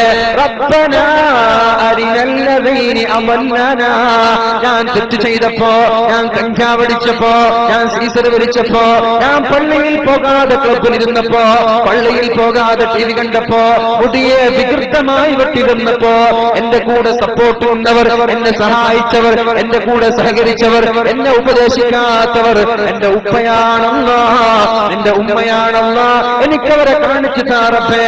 റബ്ബനാ അരിനല്ലദീന അളല്ലാനാ മിനൽ ജിന്നി വൽ ഇൻസ് ലിനജഅൽഹുമാ തഹത അഖ്ദാമിനാ, അവരെ ഞാൻ എന്റെ കാലിന്റെ കീഴിൽ, എന്റെ കാലിന്റെ ചുവട്ടിൽ വെച്ച് ഞാൻ നൃത്തം വെക്കട്ടെ, അവരെ നരകത്തിലേക്ക് കൊണ്ടുപോകണമെന്ന് പരിശുദ്ധമായ ഖുർആൻ പറയുമ്പോ അതിന്റെ ഉപോത്ഫലകമായി അല്ലാഹുവിന്റെ ഹബീബ് പറയുന്നൊരു വാക്കുകളുണ്ട്. നാളെ സ്വർഗത്തിലേക്ക് പോകേണ്ട ഉമ്മമാർ, സ്വർഗത്തിലേക്ക് പോകേണ്ട ഉപ്പമാർ, എന്നാൽ മക്കൾ പോകേണ്ടത് നരകത്തിലേക്കാണെങ്കിൽ അവർ വഴിപിഴച്ചു പോയ മക്കൾ, ഉമ്മ ഉപ്പ, അല്ലാഹുവേ എന്നെ വഴിപിഴപ്പിച്ചു പോയ എന്റെ ഉപ്പയെ നരകത്തിലേക്ക് കൊണ്ടുപോവാതെ, എന്റെ ഉമ്മയെ നരകത്തിലേക്ക് കൊണ്ടുപോവാതെ ഞാനൊരു കാരണവശാലും നരകത്തിലേക്ക് പോവില്ല എന്ന് അല്ലാഹുവിന്റെ മുമ്പിൽ വാശി പിടിക്കുകയും സമരം ചെയ്യുകയും ചെയ്യുമ്പോ എന്ത് ചെയ്യുമെന്നറിയോ? മക്കളെ പിഴക്കാൻ കാരണക്കാരായ നമ്മുടെ ഉമ്മമാരെയും ഉപ്പമാരെയും അല്ലാഹു നാളെ നരകത്തിലേക്ക് കൊണ്ടുപോകുമെന്നും അതേപോലെ നരകവാസികളായ ഉപ്പമാർ, രണ്ട് മക്കളാണ്, രണ്ട് രീതിയിലുള്ള മക്കളാണ് നമ്മൾക്കുണ്ടാവുക. ഒന്നുകിൽ സാലിഹ് അല്ലെങ്കിൽ മോശപ്പെട്ട മക്കൾ. മോശപ്പെട്ട മക്കൾ ഈ ഒരു അവസ്ഥയാണ് ഉമ്മമാർക്കുണ്ടാക്കി കൊടുക്കുക. സ്വർഗത്തിലേക്ക് പോകേണ്ട ഉമ്മമാരെ കൈപ്പിടിച്ച് നരകത്തിലേക്ക് കൊണ്ടുപോകും. എന്നാൽ ഇവിടെ സ്വാലിഹീങ്ങളായ സ്വാലിഹീങ്ങളായ ദീനി ചിട്ടയുള്ള, ദീനി ബോധമുള്ള, ദീനി അച്ചടക്കമുള്ള മക്കൾ നമ്മൾ വിട്ടിട്ടു പോയാലോ ഉപ്പമാരൊരു പക്ഷേ നരകത്തിലേക്ക് പോവേണ്ടവരാണ്. മക്കൾ അല്ലാഹുവിനോട് പറയും, പടച്ച റബ്ബേ, എന്നെ വളർത്തിയ, എനിക്ക് ഉപദേശങ്ങൾ നൽകിയ, എന്നെ നന്മയിലേക്ക് നയിച്ച എന്റെ ഉപ്പയുണ്ടല്ലോ, ഉപ്പ നരകത്തിൽ കിടക്കുകയാണല്ലോ. അതുകൊണ്ട് ഉപ്പയെ സ്വർഗത്തിലേക്ക് കടത്താതെ, എന്റെ ഉമ്മയെ സ്വർഗത്തിലേക്ക് കടത്താതെ ഞാൻ സ്വർഗത്തിലേക്ക് കടന്നു പോകില്ല എന്ന് സ്വാലിഹീങ്ങളായ മക്കള് പറയുമെന്നും അല്ലാഹുവിന്റെ ഹബീബ് പറയുന്നുണ്ട്. മഹാന്മാരായ പണ്ഡിതന്മാരാ സംഭവങ്ങളൊക്കെ രേഖപ്പെടുത്തുന്നുണ്ട്. രണ്ട് രീതിയിലുള്ള മക്കളാണ് ഇവിടെ ഉണ്ടാവുക. ഒന്ന് സ്വാലിഹായ മക്കളാണ്, പിന്നൊന്ന് ത്വരിവാസികളായ മക്കളാണ്. ഏത് മക്കളാണ് വേണ്ടത് എന്ന് തീരുമാനിക്കേണ്ടത് ഉപ്പമാരും ഉമ്മമാരുമാണ്. എങ്ങനെയാണ് മക്കളെ നന്നാക്കേണ്ടത് എന്ന് തീരുമാനിക്കേണ്ടതും അവരാണ്. ദീനിയായ ചിട്ടയോടെ, ദീനിയായ ബോധത്തോടെ, അല്ലാഹുവിന്റെ ഇൽമുകളും ദീനിയായ മതവിജ്ഞാനങ്ങളും നൽകി മതബൗദ്ധിക സമന്വയിപ്പിച്ച് പഠിപ്പിക്കുന്ന വിദ്യാഭ്യാസ സ്ഥാപനങ്ങളിൽ കൊണ്ടുചെന്ന് നമ്മുടെ മക്കളെ പഠിപ്പിക്കുകയും നല്ല സ്വാലിഹീങ്ങളായ മക്കളാക്കി നമ്മുടെ മക്കളെ മാറ്റുകയും ചെയ്യുക. അല്ലാഹു നമ്മുടെ മക്കളെയൊക്കെ സ്വാലിഹീങ്ങളിൽ പെടുത്തുമാറാവട്ടെ. അല്ലാഹു നമ്മുടെ തെറ്റുകുറ്റങ്ങൾ പുറത്തു തരുമാറാവട്ടെ.